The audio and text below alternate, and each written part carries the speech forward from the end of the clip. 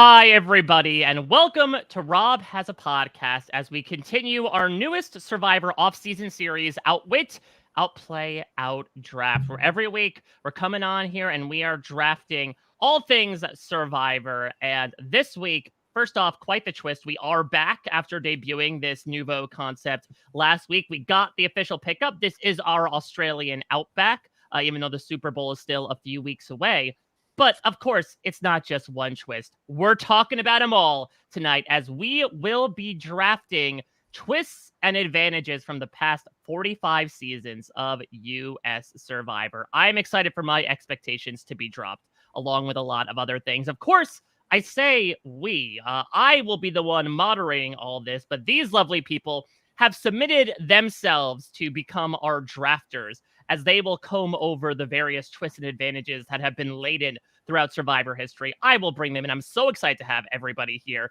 First, someone who I would say we're trying to warm her up for the twist-filled experience that will be Australian Survivor Titans v Rebels. Of course, our chief correspondent of all things international Survivor, the great Shannon Guss. How are you? Yes, Mike, I love twists, so that's why I'm here. I feel like maybe you pay me for some of these twists. Maybe that's what it should be. But I will say that everyone wants you to change the name of this podcast to Outwit, Outplay, Outbid. Like, I'm receiving messages to tell you. Why are you receiving messages to tell me? Because we're connected. We're the same person. Sounds like the most passive-aggressive BS ever, but I will bring it under consideration. Maybe that's the big twist by the end. Might be a legal name change at the end of this. It is a better name. Like, now that this is like definitely an auction draft, like Outbid makes a lot of sense. I think you should just do it so that people stop messaging me. Okay, well, maybe I'll go around the horn here, and this will be our sort of first topic of a conversation. Of course, let me welcome in somebody that is going to be filled with twists and turns, of course, in a different variety, as he is getting ready to cover the reality TV monolith that is The Traitors starting this week. Pooya Zambakili. Pooya, how you doing? What do you think about a name change? I'm doing good. First of all, thank you for having me, Mike. And second of all, I disagree. I think the name should stay the way it is because in the event that you choose to not go auction for 1 week, then draft works in both senses. It works in both ways. Don't put yourself in a box. Okay. But I think you're sticking with I think Pooya A just wants to go against me. And as I'm saying, I do agree with the messages, but I'm mostly speaking for the people.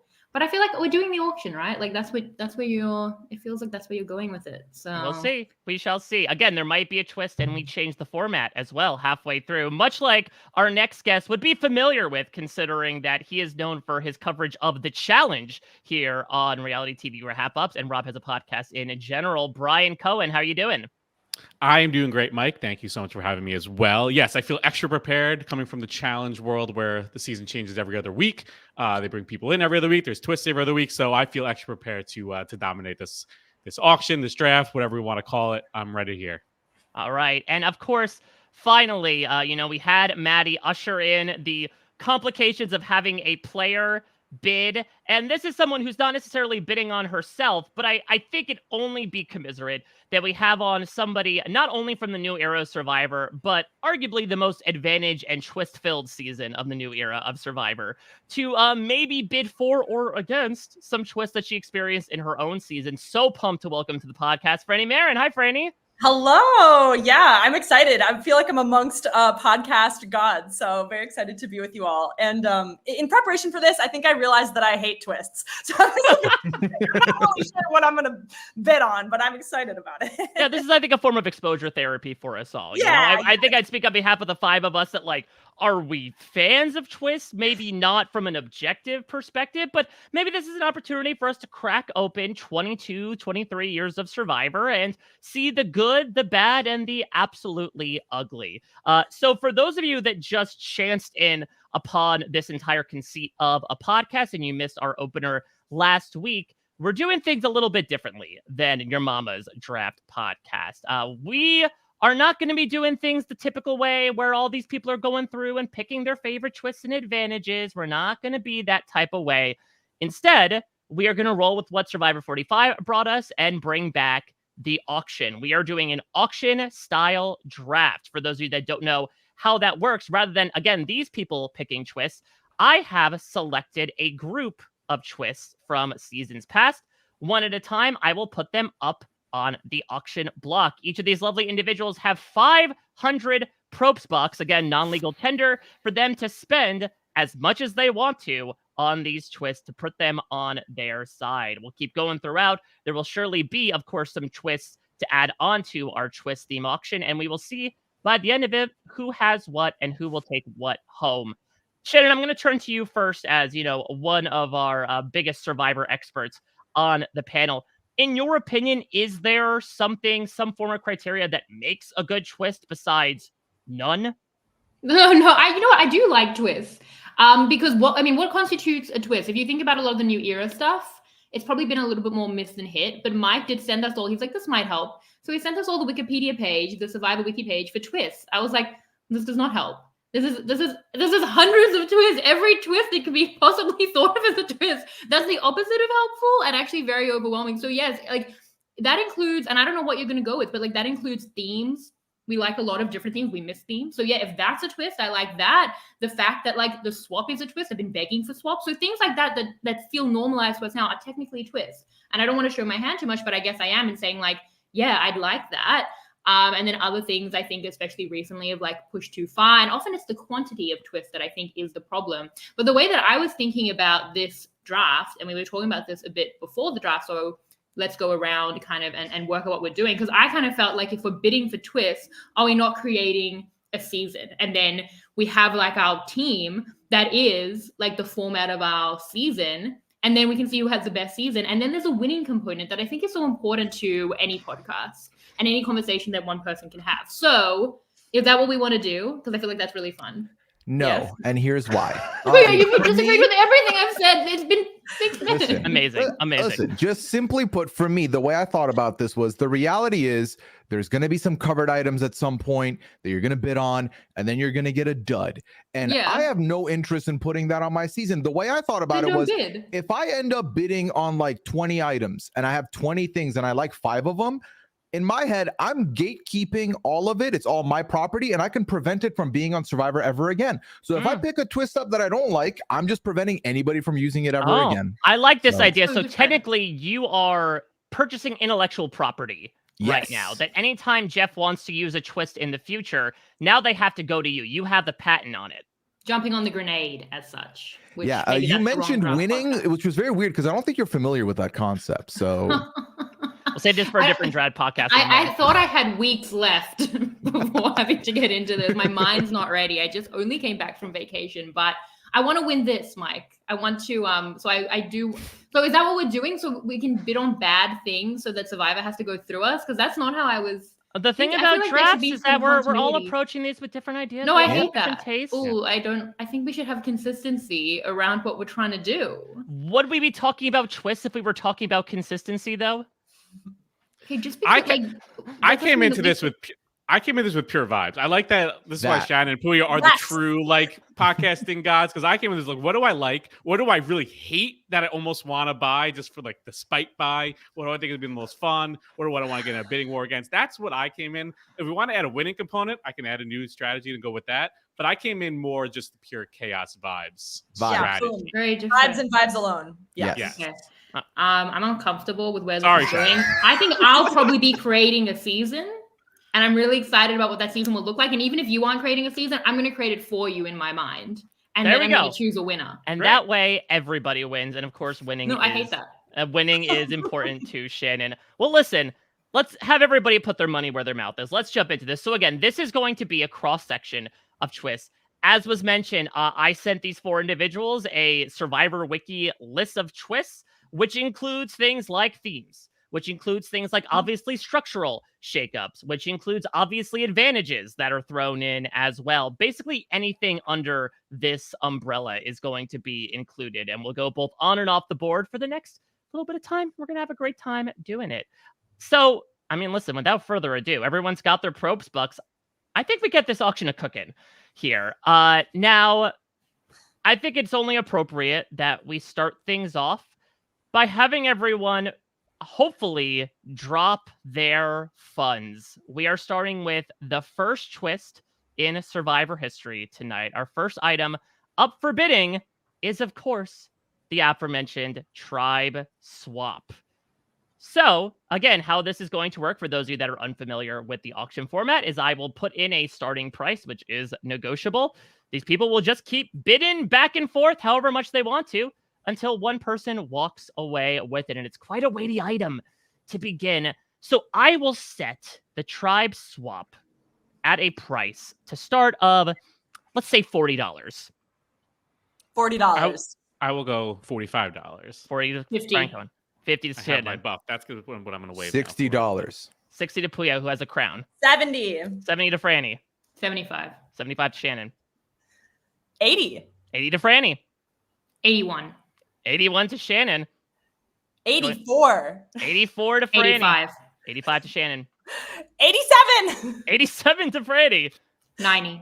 All right, 90 to Shannon. 92. 92 Oh. to Pooya, jumping back in. 95. $100 to Shannon, right off the top, hitting the triple dig. Dalmatians, 101. 101 for Pooya, the dog man. 102. 102 to Shannon. Going once. 105. 103. 105 to Frannie. Going once. 110. 110 to Shannon. Going once. Triple one, 111. 111 to Pooya. Everyone's nickel and diming each other. 112. Right now. 112 to Shannon. 120. 120 to Frannie. Going once. Going twice. 130. 130 to Shannon Guss. The first item. Going 131. once. 131 to Pooya. 132. 132 to Shannon. 140. Pooya going 140. 150. All right, Shannon's up to 150 right now. Going once. 151 original Keep going. Pokemon. He's gonna hope to catch up. 155. Keep going. 155 to Shannon. Brian Cohen's just urging everyone on from the sidelines. Going Keep going. once. 160. There you go. 160 to Pooya. Going once. Come on, Shan. You can't Going lose again. twice. 161. 161 to Shannon Guss. 165. 165 to Pooya. Come on, Going Shannon. once. Going twice. 170. You can do it. Sold You to did it. Pooya for $165. More than 1/5 of his money. Pooya, was it worth the high price? The price, I was willing to put 80 for my personal. The other 80 was so Shannon couldn't have it. So there we have that. Well, that's a good strategy. Here's the honest part. I feel like this is something I have missed seeing on the show for a while now. Obviously, the reality is some people do get screwed when the swaps do happen, which I don't love seeing, but I am a sucker for new dynamics. I'm a sucker for seeing people kind of had to hit the reset button a little bit. Some people get a new lease on life by being swapped out. Some people get put into the majority. We see if it works still. You're kind of testing your alliances. There's so many new complex things that can come up with the swap, which I absolutely love. And I love getting some of that out before the merge. That way you're getting into the merge with like some layered feelings, some layered connections, and that makes it a lot more fun because especially, you watch enough of these things, you start kind of predicting things as they're going on. It makes the merge that much more unpredictable because you don't really know which allegiances are really true, which I really do love in a season. Yeah. Frannie, And I think as well, it's the idea of like not having a swap and the stagnancy that comes with that we complained about all through the beginning of the new era and possibly like the expectations of a lack of swap. So there's like, that's why I felt I wanted it for my season that I'm creating, because it's just like such an essential thing. It's obviously global. It's iconic. As you said, the first twist in an episode literally called The Twist. So in terms of like a structural, important, like core facet of the game, I think it's so important. And I'm so angry that I didn't get it. But... Yeah, Frannie, were you purposely trying to go in to be like, I didn't get to experience a full swap on my season, so let me get the next best thing? Right, I need this.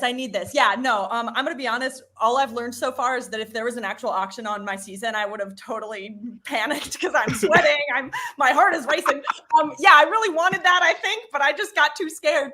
But it's so quintessential. And like Pooya was saying, it just really like cracks open the social dynamics of a season in a way that is like, can't be compared. So you got to have a tribe swap. Yeah, to me, it's like that was like the most. It's not the most basic twist, right? Like that's where like if you're like for Shannon, you're building a season, like you need that. But like again, for me, yeah, you do, you need it. Like any season without it, like feels missing something. You do. We'll do that.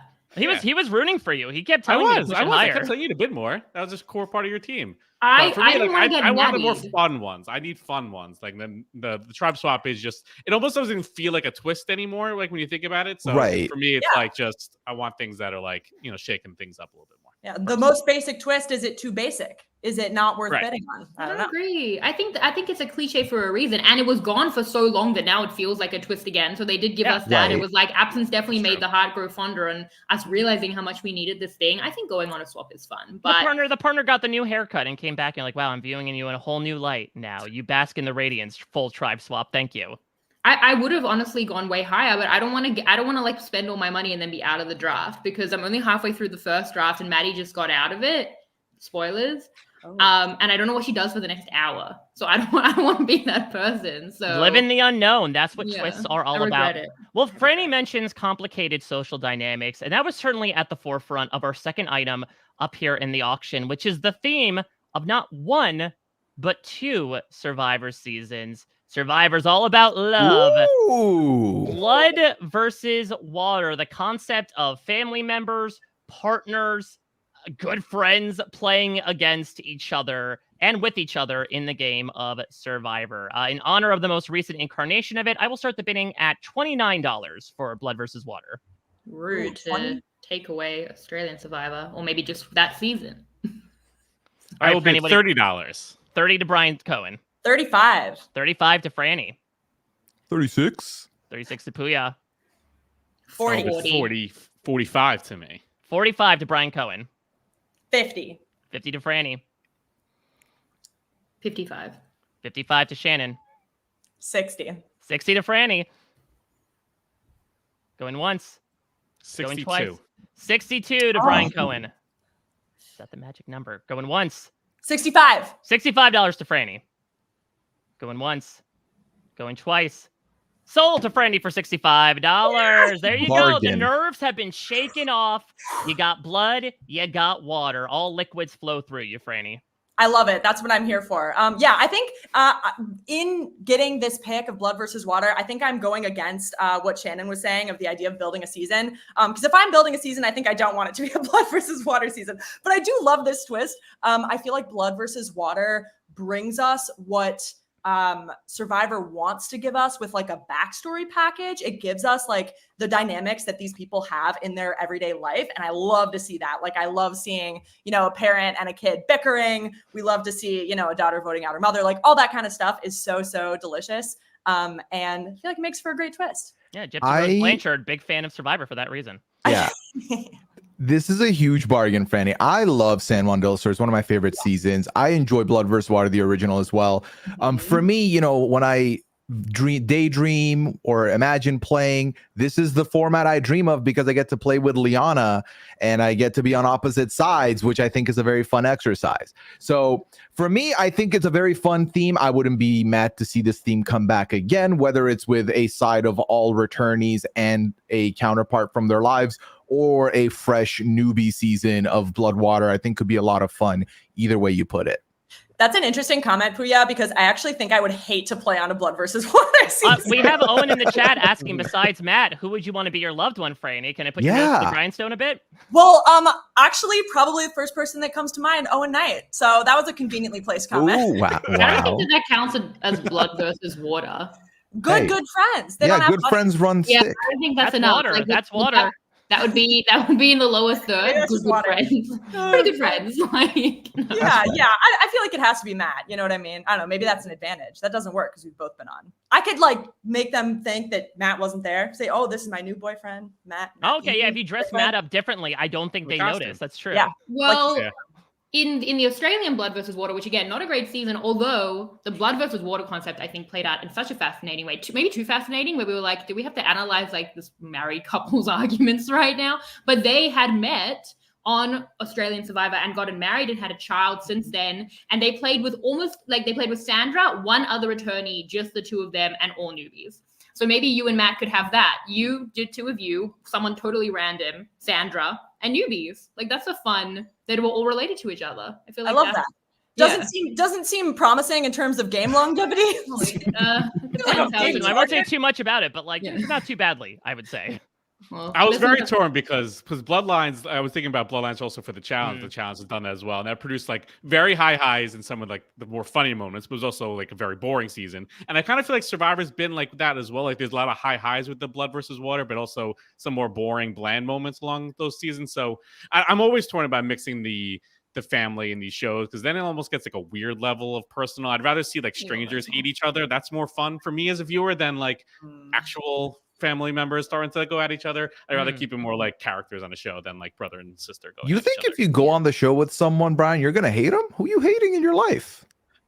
I feel like for $1 million, I might hate people, but I'd also I don't want to like. I'd rather not watch people hate each other. At least like strangers, sure. That's true. I mean, well, like again, Australian Survivor, the most recent iteration of this, it was kind of dark. Like the way that these personal relationships got tested was in some ways kind of uncomfortable, but also I felt really fascinating. But the US seasons of Blood versus Water are, I think, 2 really good seasons. So I think it's a great twist. I think for me and what I'm trying to build, I would have made it a very specific season if I had chosen Blood versus Water. So I was just trying to hike up the price a little bit and hoping that I wouldn't get it. But as a twist and as a theme. What's up with that then? What? Wow. What? It's Robert Baron, Shannon Guss, you guys price been to an gouging here. auction? This is what we're. It's a very fair strategy. Yeah, thank you so much, Brian. So look, I mean, it is a really good twist. I think the issue with Blood versus Water, what's with the name? It doesn't make sense. I've never thought the verses made sense, right? No, it makes no sense, and I love it so much. I mean, I think people allege that initially they thought once RC and her dad were playing that it was going to be like the 5 pairs linked by blood versus the 5 pairs linked by water, which is such a weird concept. But yeah, I mean, listen, I can never be mad at the oddest Survivor promo I've ever seen for a season, which was just a drop of red food coloring in water, and that was it. Evocative. The discourse about what that meant for like hours, I remember being like, it's like watching a David Lynch movie. Yeah, there was so much dissertations about it. Well, let's move on. Listen, we're talking Survivor in 2023. I feel like we need to talk about advantages sooner rather than later. Let's talk about one that actually popped up in Survivor 45 as well as a few seasons prior, but was not used. The safety without power. For those that may not remember, this is the ability to remove yourself from tribal council in exchange for obviously not attending tribal council. You cannot vote, nor can you be voted for. We saw this a few times. It was introduced in season 39, was used by Jeremy Collins in season 40, and again, popped up in season 45. Let me start the bidding here at, I'll just go with a nice $25 for safety without power. Can I bid 10? Listen, I'm a fair negotiator. I'll start with 10. Is this a safety without power where so this is US, like you can only send yourself out. You can't even send us. It's very limited. All right. You know, Shannon say $11? I think Shannon said 11 is what I heard. I don't want to try drive the price up even $1 because I feel like I'll get it. All right. Going once, going twice. Brian Cohen walked away, much like Jeremy Collins did, out of this tribal council with safety without power here. No, this is the worst advantage. All it does, it keeps you safe, but then everyone's so mad at you. You don't get to prove loyalty by voting. You don't get to do anything. It's the worst advantage, and I'm so happy that they didn't even get used this time around. Like, he was like, I'm not even using it. Jeremy used it. You know, he ended up winning, so I guess maybe it's like a good advantage. No, but, like, it wasn't in the one. That was on 40. That different one. Okay. Yeah. But it was still like he ended up, people were so mad at him, right? Because he didn't like do what he was supposed to do. So it's a very bad advantage. So again, give me vibes, give me all the stupid things. There's a lot of stupid things I think that are coming up. Pile it all together for me. I think if this is Shannon's fictional season, I think, much like the Shot in the Dark, give everyone safety without power to start. Let this be one thing of like optional attendance at tribal council. Mike, as a co-production consultant with you for actual Survivor, that's not a good idea. That's a horrible. This is where I get to be Goofus. I'm Gallon over there. But it's the first one to stand up and leave actually gets to use it. No one else can. So it's like a race to the exit. No, you need a domino effect, and you need Jeff at the end just sitting there alone. Yeah. Like, crap, do I vote for somebody? What do I do? Yeah, that could be a fun big move. Like, none of us want to vote anyone out tonight. Let's all use our safety without power and just skip tribal council. Well, we know that voting's not necessarily important. There are twists that take away voting, so maybe that's but didn't the safety without power? Did it save Jeremy? I should know this about winners. It did. Well, it's a hilarious advantage because he came back to camp and everyone was like, "Jeremy, why'd you do that?" They were so mad at him, but like he prevented himself from being voted out. And they're like, "We weren't going to vote you, but that was so rude of you to do." Yeah, it's like, well, it's true. I mean, if you are reading it wrong and then you leave and then they don't have your vote, people are mad. And apparently, even if you're reading it right, people are still really angry. And it says without power in the name. Mm-hmm. Now that's not good branding from an advantage perspective. So not a great name on this one as well. Right. It's also very long. It's a lot of syllables to say. It's a lot of things going on. Yeah, I mean, does anyone even call it that? Like, didn't Well, we? what don't else we would they call it? Oh, that's an SWP. SWP? Not that doesn't great. work either. No. What do we I feel like call it I've in been South checking the Africa? Survivor Facebook page too much. The I mean, swoop? SWPs. It's the swap. It's the The swap. swoop. No, you got the swap for $10. There There you you go. Wait, no. What's it globally, Mike? I was just on I vacation. don't think they even give it a name. No, they do. I'm pretty sure when it was used in South Africa, it was called Safety Without Power. I don't think I'm gonna Google it. Anyway. All right. Yeah, to me, it's basically if someone I'm rooting for gets it, I'm happy because they can save themselves. But ultimately, they can save themselves, have people more mad at them. They go out anyway the next time, or they save themselves. Now their ally gets voted out instead, and they can't even help with the votes either. So it's kind of a meh. But for $10, literally, like you might as well, you know. But I didn't want it in my season. Well, at this maybe point, your next- season's not gonna happen. Like, Well, it's the old school season everyone wanted. The twist free. Oh, that's OG. how you win. Yeah. The best way Borneo to win happening. is to not play at all. No That's choice what in I've my been doing. season. That was my thing the whole time. And then I'll take $500. I'll spend it at the airport. So you know what?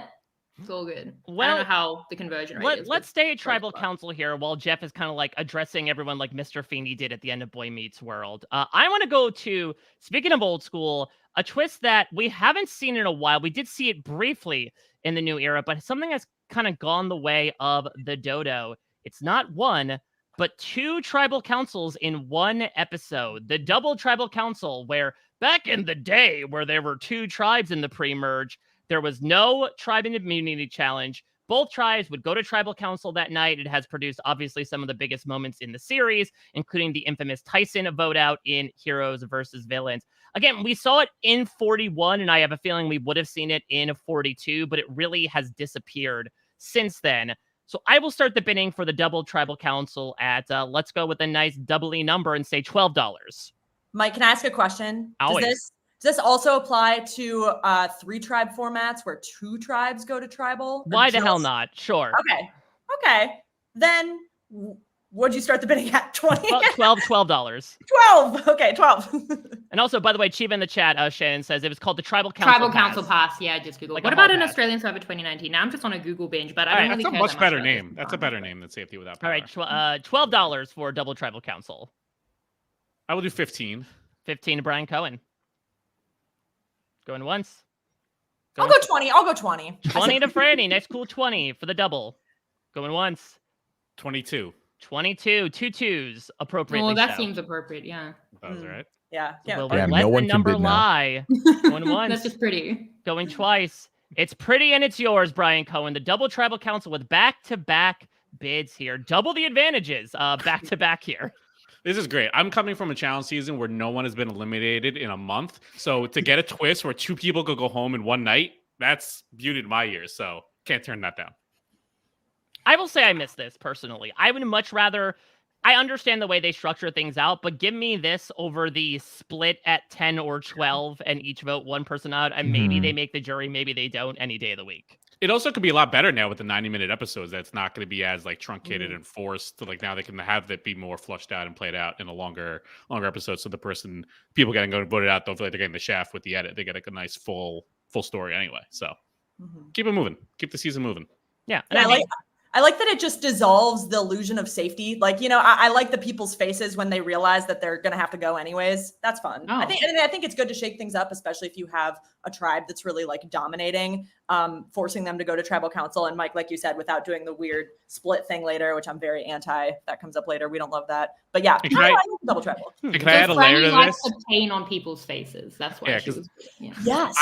I also can I make sure that also like the tribe, like there's usually the tribe that wins the challenge a little bit more, but they still go to tribal, but they get to like eat food, Oh, yeah. watching the other team's tribe. Yes. That part's I fun. need that. That's really part of it. That's great. I love Palau when they're beef eating like the stew, soup Heroes and versus everything, Villains, with the hot bread. dogs. Yeah. That's a lot of fun. Huge fan of that. Well, listen, there might be a chance to bid on something like that. Not this week, but perhaps in an upcoming week. Let's move on. And much like, I suppose, a reward like hot dogs or beef stew, this will be our first item of the auction that will remain covered. Ooh. I will start the So bidding dicey. at $30. 30. 30 to Frannie. 50. 50 to Brian Cohen. Wow, you didn't have to jump 20. I wanted to make my mark. And you did. Going Your once. impact. 52. 52 to Frannie. Going once. Going twice.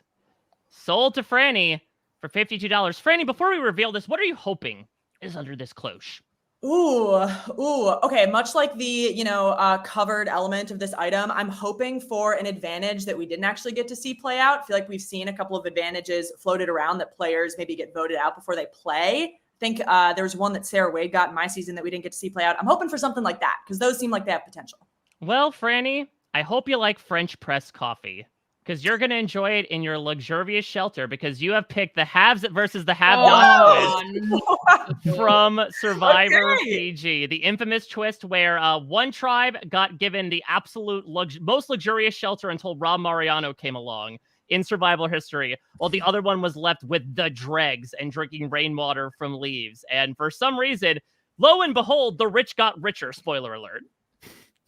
There you go. That's how it happens. I'm not that mad about this. Isn't there something like this in Big Brother too? Maybe that's not. There's. Well, yeah, I mean, there have are literally have-nots. So Yeah. Oh yeah. Okay. Yeah, I'm fine with this. I don't. I'm gonna be honest. I don't quite remember like the social impact of this twist, but I like French press coffee. So I mean, It wasn't good, Frannie. It wasn't wasn't bad. good. I think the haves won every single challenge. Yeah, it was. Oh, like, yeah, no, it was, yeah, like the kind, like the last time I watched Fiji, which was years ago. Like it is like a really fun post match, I feel, and then it gets kind of dark at the end. But a lot of fun stuff happens. But the beginning, I just feel like, just particularly because of this twist, it's so frustrating to watch people who have everything just beat up on the people who have nothing. It's kind of like an allegory for like society. Yeah, don't we But watch that's not Survivor fun. to escape that day-to-day rigmarole?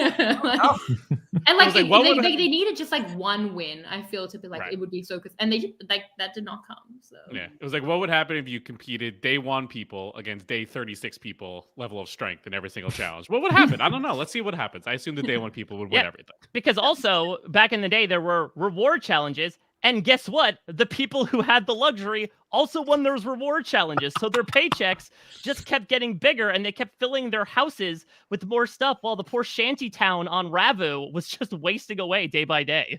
yeah, as a social commentary, it was fascinating. But and especially because they did this as like a last minute thing, right? Because of Melissa McNulty when they started with 19 people. And they threw it together within like 24 hours. Isn't that right? And So that's why it was sounds so about right. bad. Yeah, Like, I mean, okay, I everyone give me your best idea in the next 30 seconds and we'll just go with whatever. I would hope Okay. so. I don't want someone to have sat there for weeks being like, yes. We need class warfare on Survivor. Listen, but hear me out, okay? So Frannie the last one. has 2 twists, blood versus water. You bring couples, family members together, put them on a Okay. Survivor journey together, and then give We are them building the season. most opposite experience each. Oh, And then They the hate drama each that other. Brian was avoiding happens. It could be fun. for maybe TV. the mesh roll together. Let's divorce Maybe it's people. season. Let's Yeah. do it. Oh, yeah. you know what? Let's just make this Temptation Island. Let's do it with haves and have-nots. But what would be the haves in the new era? You just get like a bowl? You get like an extra yeah. cup of rice? Yeah. Like, you don't Yeah. get anything. One full onion. Right. Just one Ooh. singular onion and a machete. You That's get a what has potato to- with your chicken reward. That's what you get. You get the extra side dish. Yeah, it's basically like asking for like the deluxe meal at fast food. Like, oh, you Right. get your side combo with it for being a have.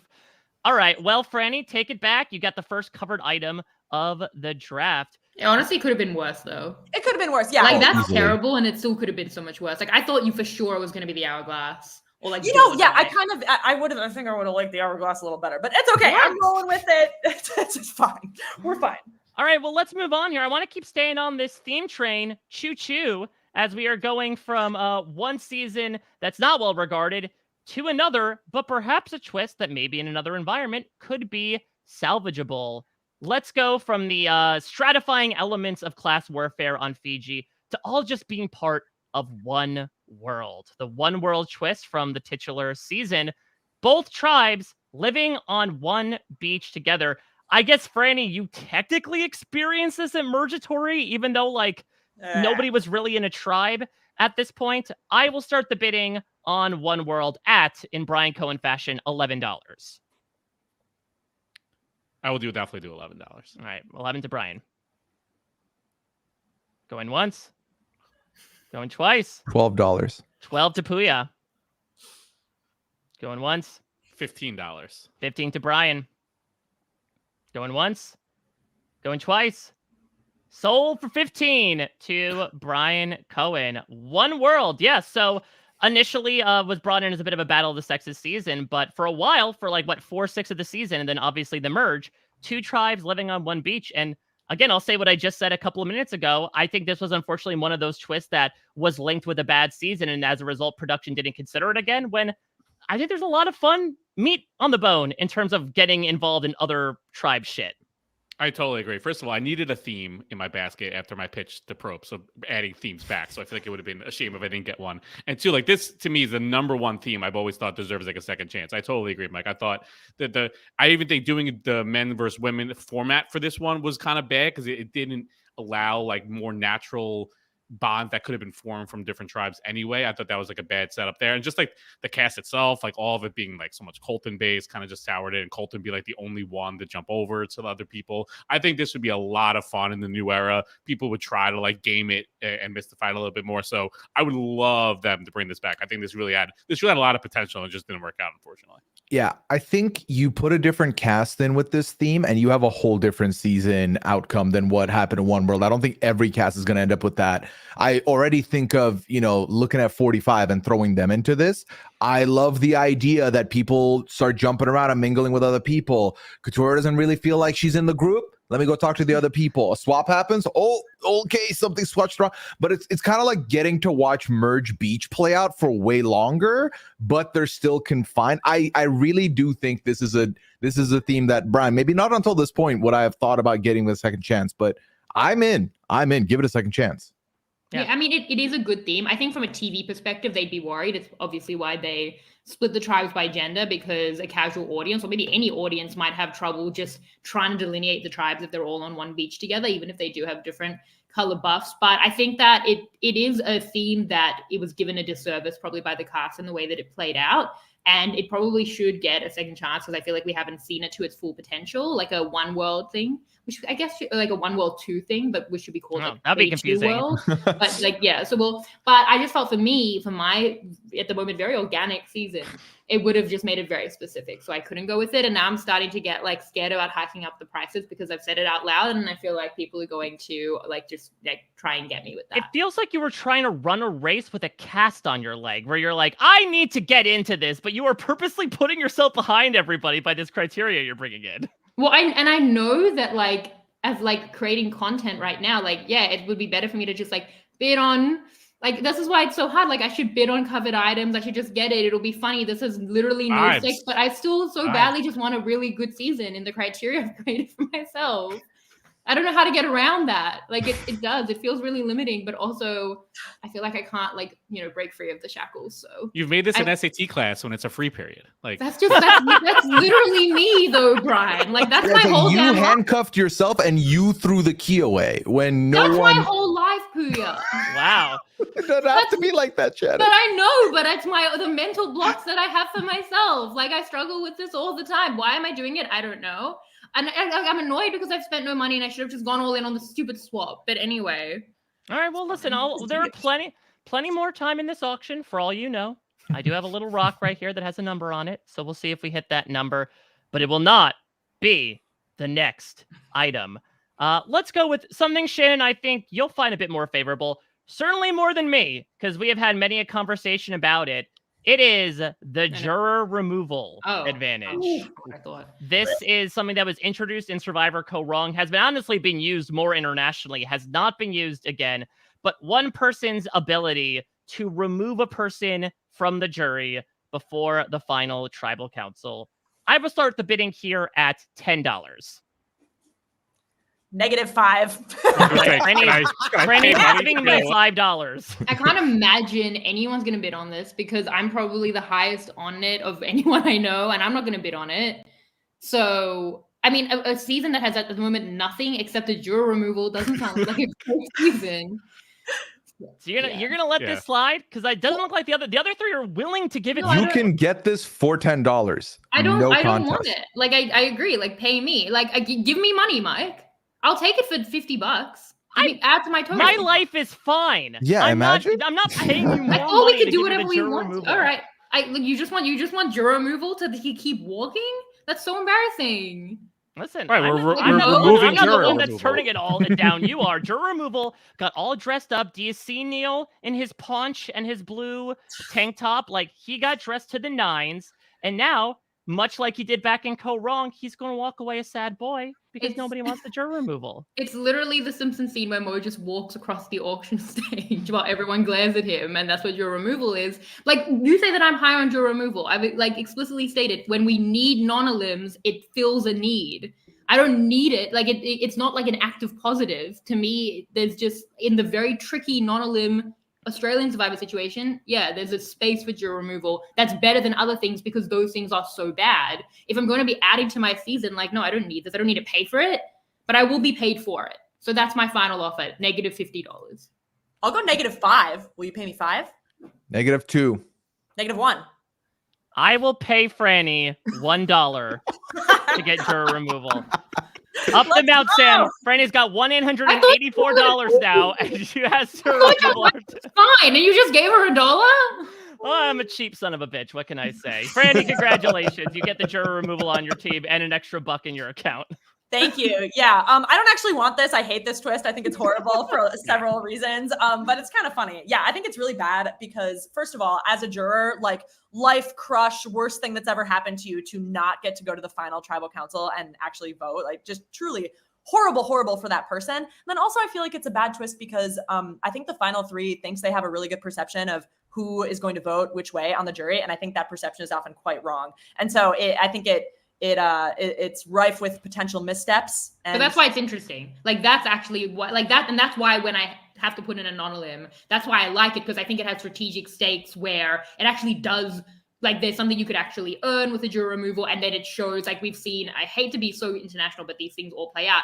In Survivor South Africa, there was a juror removal, and the person who did it showed that they had a lack of awareness. They removed the wrong person, and it reflected very badly on them in a final tribal council. So that strategic stakes to me is very interesting, but not at the expense of something that I don't think is necessary. As much as I'm not as upset as other people seem to be about the sanctity of the jury and like the experience for that individual juror, although it's not nice, I still think it's just not needed. It's not something that adds positively. To me, I just feel like the concept of giving someone who is going to be better at a competition to win this kind of is a slap in the face to those that may not be comp reliant or capable. Yeah. And I feel like they're getting shot in the foot even more because there's no immunity for being a great social player outside of doing the social work or the strategic work. There's no physical immunity you can get. And I feel like already that comp person is getting this physical immunity. Now they're winning this. And it's like, all right, who are you going to kick out? And to what Frannie said, the idea of putting myself on the other side of the TV screen,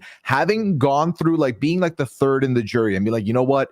It's cool. I'm here with the friends. We're going to vote together. We're going to vote someone to win. And then they're like, actually, you get up, leave now. You don't get to even see how this ends. Adios. I hate that. I already hate Mergatory because I'm like, just like, it's kind of like giving someone the for lack of a better term, merge blue balls. I don't want to give someone juror blue balls. Let them vote. Let them be there. We've seen plenty of blue balls in these Mergatory challenges. Don't worry. They're there. They're basically equivalent to it. Is kind of surprising, though, that it hasn't been brought back in the new era with how much they love like voter manipulation and stealing a vote and adding a vote and doubling a vote. Like, it is very surprising that they haven't brought it back yet. Like, I feel like it's going to pop up at some point unless somehow Probst is actually aware of how much everyone hates it and wants to like follow through with that. But it is kind of surprising that this type of twist wouldn't be brought back yet. Well, it's like a timing thing as well. Like, where has it been seen in the US? 32 and... That's it. Yeah. And I think that as well, did they need... They because of Joe Del Campo's medevac, there was one extra literally day. To fill time. Yeah, and that's when we usually see it to full time. Yeah. Well, let's move on to our next item, which will once again remain covered. I'm going to start the bidding on this one at, let's say, I will say $20 for this one. I'm going to leave this auction with all my money. Shannon, just take it. I don't want to. What if it's freaking terrible, Pooya, and then everyone laughs at me? No one's going to laugh at. Look at how everyone has items now. I will not laugh at you. I'll laugh at you regardless. You know what I mean? Like, that's not going to change. Very good point. Get involved. More realistic, then no one's going to laugh at you, which was not believable. Get involved. I will bid $1 on it. You'll all let me have it for the memes. It'll be the hourglass. Are we all willing to let Shannon have it? You're probably going to have to choose to trade if you want, but I want to see you struggle if you should trade it for the thing that Mike's about to offer you. Because I don't like this is my whole season right now. Yeah. All right, I forego. She can have it for $1. What do you think, Frannie? You willing to let this happen? Yeah, I want to see it play out. Mike's he's too pleased with himself. Shannon? Like, let's read Mike. I want to like Tony Vlaco style, like read Mike's face. Okay, give me $1 because I don't know. I don't know. Give me You're okay. too good at this, Shannon. Let's show what you got. No! Sam just thinks that it's all purpose. He will never, ever prove to me that that's not true. I know for a fact, because I know Sam, that he just changed the picture. It was not the hourglass. No, it was not. I was the one who arranged this ahead of time. If we had to put this in before this all started. You're lying! It was the hourglass. I quit! Or could you But say, Shannon, this is perfect. Wait, just smash the hourglass that you just won, go back in time, and go bed.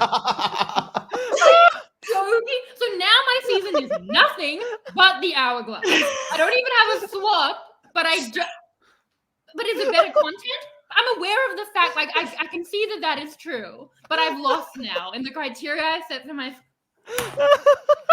It's bad. It's crisp bad. dollar bill sliding into my pocket. Woo, boy. All right, Shannon. Give me $99. I'll take it off your team. Whoa. No. Okay. No, I can't. Should I do that? I don't know, No, Shannon. because that's such an unforced error. I just and I knew it was wrong, but I knew that I had to get into it because we're here for a stakeless auction, but it doesn't feel stakeless. You know, it feels Joe Del Campo level stakes for me. Uh-oh. It was we're so gonna remove tender. juror after a certain Many point. stakes. Yeah. Now we're gonna have to have a juror removal because I feel like I'm getting medivac from this. But anyway, I don't want to give Pooya $99. Clearly. I rescind my offer anyway. You're good. Oh, you rescind. Oh, okay. I blame Pooya completely for this. What did I do? What did you do? You goaded me into a decision I knew was bad. That's Survivor. Frannie, do you see how they treat me here? This is. Frannie, do you feel It's they tense. treat me? Yeah, well, I'm not going to weigh in on this one. No, Frannie, pick a side. That's the Survivor player on the That's- panel. You yeah, can tell is like, smart I don't move. want any of this. Yeah. I will give you $20. No. Whatever. It's fine. It's fine. All right, here we What a go. great season Shannon, I Nostradamus-like in her prophecies, maybe not so much in That was her incredible. execution as. Here we go. Why would Let's I do move that? on, It's only perhaps gonna to be good. bigger and better things. Now, Shannon did spend $1. Let's talk about a twist that will have somebody as solitary as that buck currently residing in my pocket. Let's talk about an old school twist here that appeared a number of times in a number of seasons. Let's talk about Exile Island. So, of course, the twist where 1 and at some point 2 people are sent. Sometimes there is an idol that is hidden there. Sometimes there are clues to the idol hidden back at camp. We have seen this since even Survivor Palau, before, of course, the titular season that it came about in Panama, was last seen in Survivor San Juan del Sur, though it was thanks to Mike White, who was able to talk about using Redemption Island for that season. I will start the bidding on Exile Island at, appropriately enough, $12. I'm actually devastated right now because I see Jay has tweeted to me saying that I'm giving fiscally responsible queen. That was 9 minutes ago. I will say the hourglass itself would retail for I would probably say that's pretty good glass, at least $10. So you're making a profit on Put it. it on the mantle. What was the starting bid? $12. 13. 13 to Shannon. This is very tough. I'll do 15. I'll get involved in this one. 15 to Brian Cohen. 17. 17 to Shannon. Going once. 18. 18 to Pooya. On Token purpose. Sheens. Yeah, 20. 20 to Shannon. Going once. Going twice. Shannon gets back-to-back in the game right now. Exile Yeah. Island is all yours. And you will probably be going on a spiritual journey after that hourglass purchase, much like Coach did. Well, yeah. I now need to buy enough things to kind of cloud the hourglass so that the theme isn't Survivor hourglass and it's the only twist. Exile, it has some stuff there. I mean, they went back to the well a lot. And how is Exile being used? In the season I'm creating, I'd love to see a token teams type version. You get an Exile alliance. People go from each tribe. I assume I can use it that way.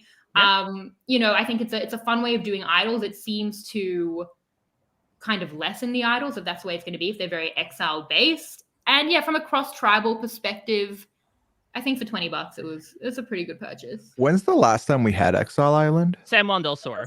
Yeah, But I here's feel the like thing, though. But Yeah, go have we ahead. lost Exile Island because it's kind of just like it's like basically the summit now. right? It's like the now summit journeys, but now basically. there's sort of like this additional game within a game, if you will. Right, where and you- there's just not Right. enough time for them to stay overnight because Yeah. the game's so short. So But like, staying kinda there still is here. important. Like Yeah. they try and like I feel really push that. Like they're going on the journey together. And that's the time and the bonding. And like, yes, in like the conversion rate of time to 26 days, like it is, I guess. But like staying overnight with someone from the other tribe and that time away from your own tribe, I think that's the impact of Exile. And I think that it adds something interesting. This would work good on the One World season that I'm currently creating. So I should have. Well, I should think have then put people on would that, volunteer actually. for Exile. They're like, Yeah. get me off this I know. beach. I want a vacation. There's too many Maybe people. after this we can swap things. Maybe. No, listen, again, no rules. You can wheel and deal all you want. I also think, there's also some fun, like, mimetic stuff that comes from Exile Island as well. Like, the amount of times that Candace went on Cook Islands because, like, no, all the I2 people hated her after she mutinied. Sugar basically it becoming the Sugar Shack after a certain amount of time. Exile, again, like, consistently picking each other. I think there's some there. I think the issue would be ordinarily it takes time away from an episode, but I think to Brian's point earlier, 90-minute episodes, I think you could throw something like this in there. Yeah, there were some really high highs with Exile. Like the coach one is like probably like honestly one of the top 10 moments in Survivor history. It was like that True. like unbelievable moment. So there was a lot, but again, like I just don't think we've ever really lost it because they kind of kept it in here with like the summit and stuff. So it's fun, but it's a little played out. All right, next up, I had an item, but there's something in here. Oh no, it's some disc that nullified the next item because the next item is now the idol nullifier. We haven't seen this one since, of course, it tragically sent Janet out of the game. More so, I think, cathartically Hot Cop Dan back in Survivor David versus Goliath. This is something where you write down the name of someone where if they play an idol that night, you can cancel it out. And that is that. I will start the bidding at, I will say $5 for the idol nullifier. Negative. There are a lot of bad twists in this game. Yeah. It's not Pay me Pay me $1. I really wish I'd just gone 500 for the swap, like that, and then I just could have sat back, and my heart rate would be lower. So if Pooya's at -1, I think that's where he's at. I'll take the buck. I'll toss it on my team. Let's toss it in the mix. I mean, it had a fun moment in David versus Goliath, right? That was like a fun. Now my attitude's changed. I'm like Jeff Probst in San Juan del Sur. Getting annoyed with us. Well, now for the negative amounts, I want more.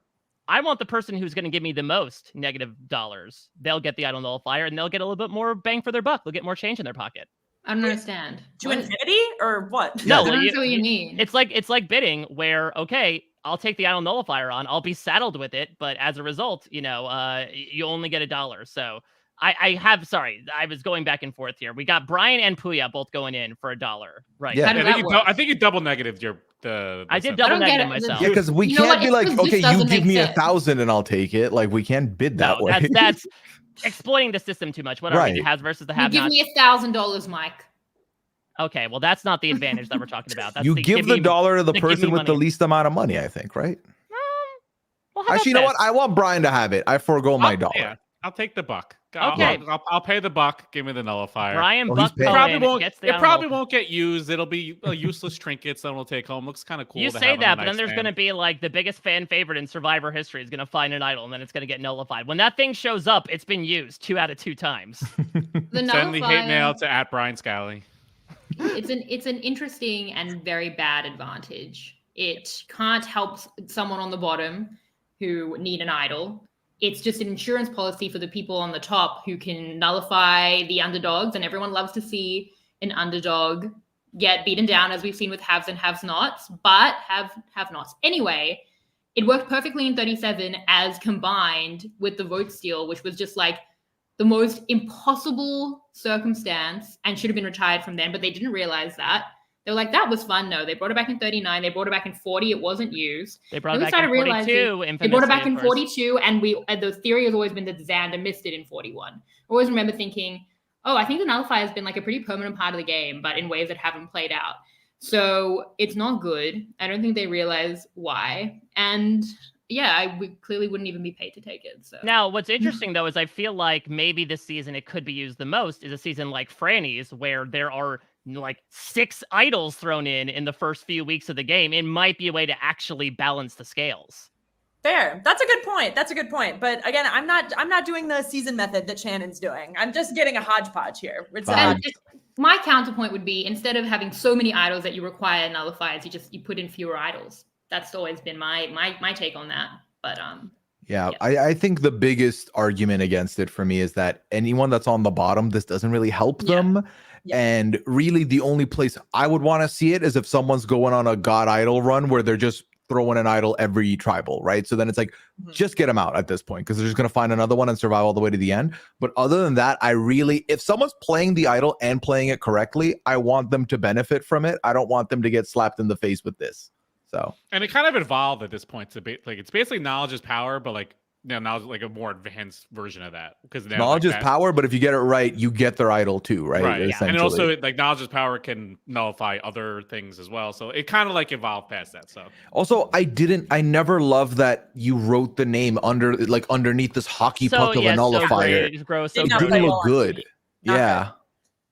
I was also confused on the rules. Was it the person playing the idol, or was it the idol being used on? That's also true. I was always very confused, like how it was supposed to go down. If anyone who touches the idol has their name written on it, they have to give it up. All right, well, let's move on here now. Unfortunately, Brian, you had a great team, and it got a little bit tainted by the idol nullifier. Maybe some of the other twists you have on there would be ready to jump ship. And so it's only appropriate that the next twist we bring up is the mutiny. We saw this come to prominence in Survivor Cook Islands. It was a part of Survivor Thailand. An offer was made and was not met. Apparently, it was an offer in Pearl Islands as well. It's simple. Jeff says, hey, you got 10 seconds to step off the mat if you want to go over to the other tribe. It was arguably like the sliding doors moment of Survivor Cook Islands. We have not seen it since. I will start the bidding for the mutiny at, let's say... I'll say, in honor of the R rating with the piracy of it all, I'll say $17. $25. 25 to Brian Cohen. Going Mike, once. Remember at the beginning of the podcast, you asked us if I was thinking of going to 100, and we said, no, give us 500. I think you were cooking. I think with 100, with these bids we're putting I'm telling you, you're nickel and diming me. Yeah. You know why though? But you know why? Like, twists are bad. Is anyone else realizing that most, like, the swap is a great twist, and that was Pooya got the steal at the most expensive item on the board because I mean, at least the prices have bared out. Like, that is still the most expensive, so at least as it should be. Like, the mutiny, it's hard. Like, without a swap, I kind of want it, but then the fact that it's almost never going to be taken up, it feels like it's just throwing money down the drain. I don't know. All right, well, that money is currently circling right now with Brian Cohen's $25 for the mutiny. Going once. 26. 26 to Shannon. I will go to 30. 30 to Brian Cohen. Going once. I'll go 31. 31 to Frannie. Now we're going. Now we're talking. Now we're cooking. Are we? 36. 36 to Brian Cohen. Going 40. once. 40 to Shannon. Oh. Going 45. once. 45 to Brian Cohen. Going once. Going twice. Sold to Brian Cohen. A little bit of that mutiny to wash out the taste of the idol nullifier. Nullify it, if you will. And congratulations. You got the mutiny. You've got, I guess, Penner and Candace as well, because they apparently come with the twist. Yep. Now, look, I know I didn't want to build a season. I was trying to go more off vibes. But if I'm doing one world, I think mutiny with one world would be a lot of fun to see someone mutiny. That is true. So yeah. I think, and I kind of think mutiny in one world should be like every single week. Like at any moment, you should be allowed to mutiny because you're all at the same camp. I think that'd be a lot of fun. Isn't that just safety without power? Oh, you know what? I'm going to go to the other tribe. I don't think it's anytime, except that tribal, I guess. Yeah, but like after, like right before the first immunity, does anyone want to leave? You can go to the next tribal, or you go to the next tribe. But yes, let's stay at the same camp. So that's the vibe. That's the season I'm going on. Yeah, I kind of like mutiny. It was such a fraught moment when it played out in Cook Islands, and I like that tension that comes with it. I think it hasn't really played out besides that, but that was a wonderful moment from that. Yeah, I think there's a lot of different combinations you could see, like the strongest person mutinying because they're frustrated with their tribe, or the person on the bottom mutinying because they're frustrated with their tribe, or a pair who's working together mutiny, or they mutiny to send a secret agent to the other side. I think there's a lot of different ways this could play out. We've not seen it enough time to see how it would go. I feel like the immediate thought is, yeah, probably the person who's on the outs is going to mutiny, but I think there's a lot of different ways this could go. So I'm not mad at the back and forth bidding here. We do have the advantage version of this in Survivor South Africa, diplomatic immunity or a mutiny. And I think it's interesting. Like, not that it's played out in really interesting ways, but it's an interesting option as like the safety without power of tribes, and the fact that you could get people mad at you, but it's like the safety eject button if super necessary. So it's an interesting kind of wrinkle. Yeah, I mean, the last time we technically saw it was actually on Exile Island on a previously purchased twist, where they had the ability to swap tribes with the other person. So there's a little bit of like a lock your key in type of mechanism, and it makes sense again why it was never used, especially once a cross-tribal alliance had formed. But I mean, I think it's interesting, especially in the new era with super small tribes. I mean, now we're doing full swaps, so it doesn't really matter anymore. But I feel like in those first 4 seasons, we're like, I mean, essentially, Frannie, you got like the forced mutiny happening 3-way. Yeah, true. Though I will say, I think when it played out in that way on 44, I don't think it bodes well for the newcomers into the tribe. So I think it doesn't. If you're on the bottom and you feel like you're moving to a better situation, I think that coming in as the one newcomer is never going to be great for you on a tribe. So I don't know. Maybe it doesn't play well. Well, let's move on here, and I think. We're dressed up fairly nicely today. Everyone's adorned with all of their twists that they bought over the course of the evening. I think we need to accessorize a bit. Let's add a little bit of jewelry. How's an advantage amulet look to you? Pay me $1,000. So this is, of course, the twist that appeared in Mud and Blood and Water in 42. Also popped back up memorably as a sandwich revenge plot in 45, where essentially there are 3 advantages. The more of them that are in the game, the less power they have. And the goal becomes vote other people out, essentially bounties who have those advantages, and you get an idol in exchange. In honor of the amulets, I will start the bidding here at, I will say $13. $1. For $13. Okay, Pooya, thank you for playing the game. $15. 15 to Shannon. Going once. Going twice. $16. 16 to Pooya. $18. 18 to Shannon. 20.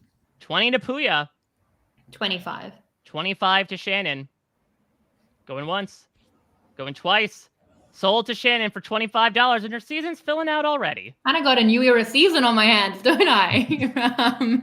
Not on purpose. But, the amulet is terrible for the players. But from a production standpoint, I think it's fun because I feel like it's just such an interesting psychological quandary. Like, watching people want the shiny thing that is bad has always been interesting. I think both times it's played out that it's affected the strategy, again, against the player's best interest, but let them make mistakes. Kind of like, what we were saying, like with the juror removal, like let people walk into traps. Like, that's an interesting thing to watch play out. So it definitely affected 45. It's never helped anyone. It has only pushed people to go home to gain the amulet, and then had Austin wasted in a way that looked obviously really bad for him at Final Tribal Council, and had Lindsay watch Oma go home when there was no reason not to play it. So it's been an absolute curse, but let's curse my curse season anyway. So I'm into it. There we go. 3 wrongs make a right. This is a workshoppable advantage, in my opinion.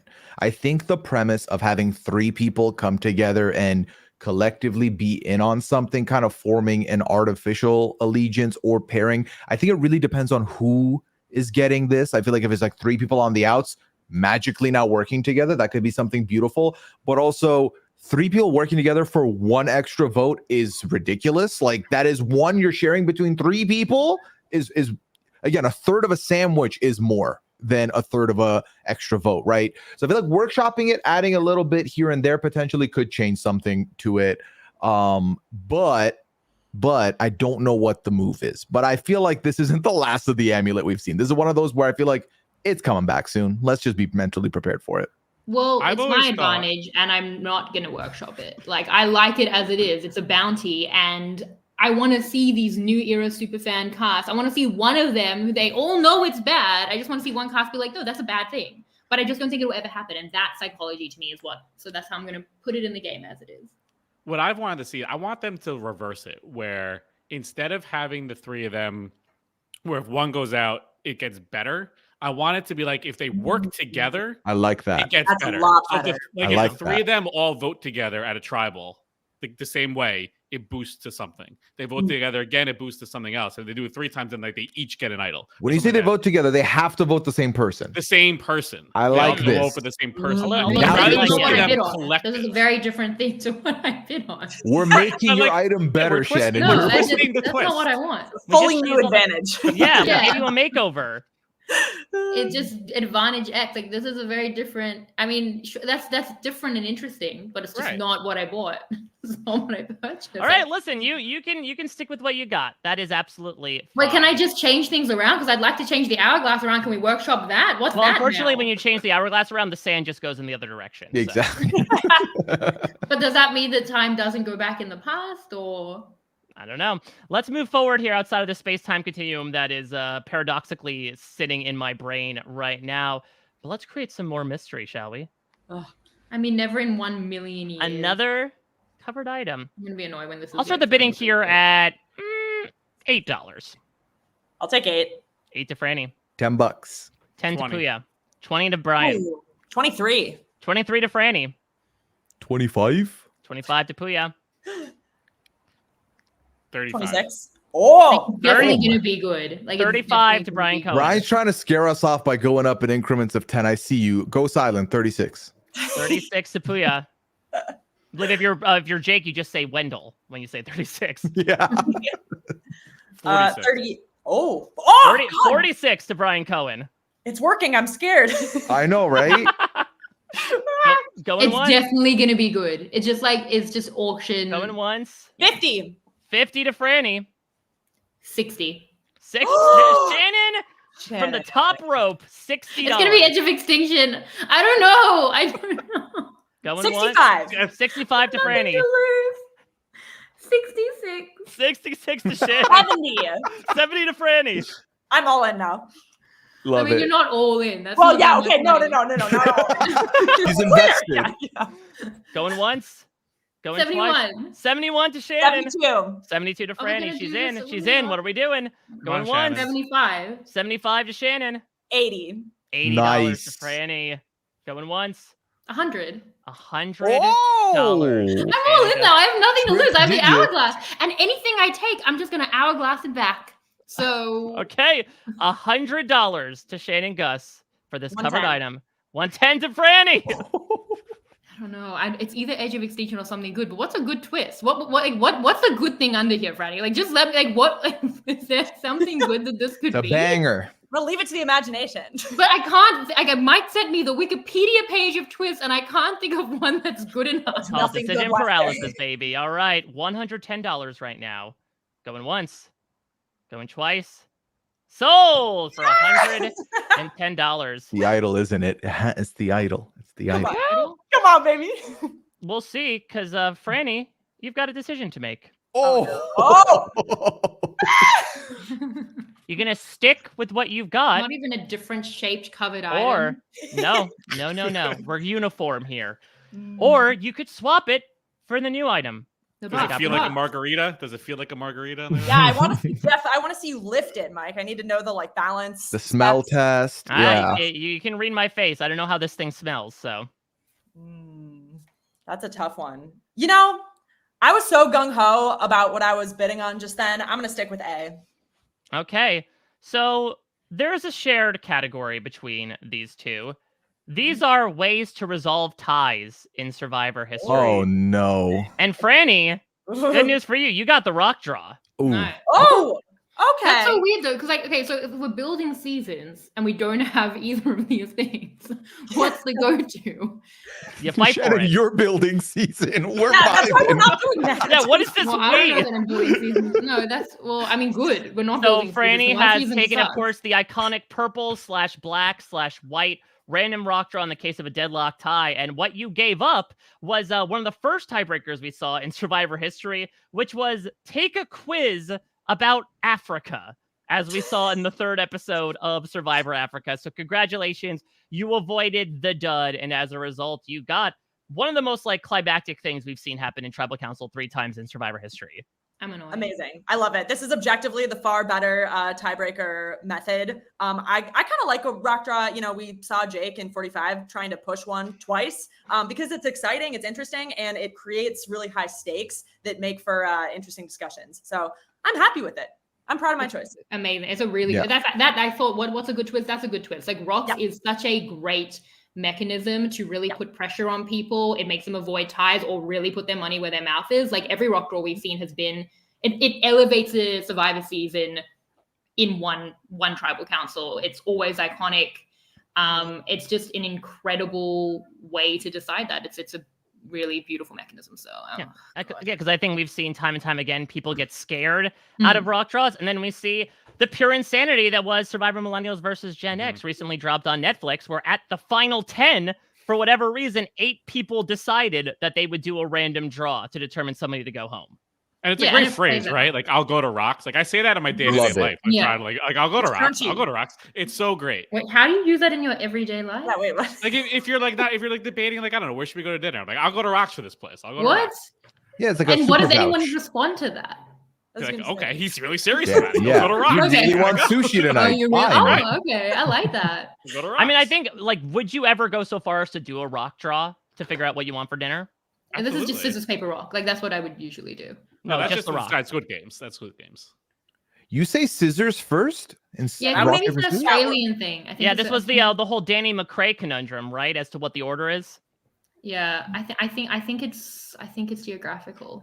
Or they should bring the quiz back though. I think that like bring it back as like a challenge. What are they gonna do? Like, okay, well, what do you know about Fiji? And what do you know about Fiji? This is a challenge fan talking right here, and Brian Cohen. Though I see you. They could do like more trivia. Fiji new era tribe names. Honestly, really. Oh. Really hard. Yeah, is this a new era tribe name or just 2 syllables we smushed together? Exactly. That'd be hard. It's really hard. Everyone goes home. Yeah. All right. Yeah. Well, next up, listen, it's I'm glad that everyone's growing their teams a little bit, because let's bring in a twist that grew things considerably when it came to the end game. The final 3. You give me $1,000. This is not gonna happen. I will start the bidding at, let's say, $13. $13. 13 to Pooya. 15. 15 Why to are Brian. you guys bidding on this horrible 20. Thing? What are you doing? 20 to Pooya. 30. 30 to Brian Cohen. 31. 31 to Pooya. Why? 33. 33. Again, appropriate. Well, we let it sit with Brian Cohen for $33. 35. 35. Pooya is rejiggering the symmetry here. Going once. Going 42. Twice. 42 to Brian Cohen. Going once. I'm going to go with Frannie, a.k.a. the winner of this season, 47. 47.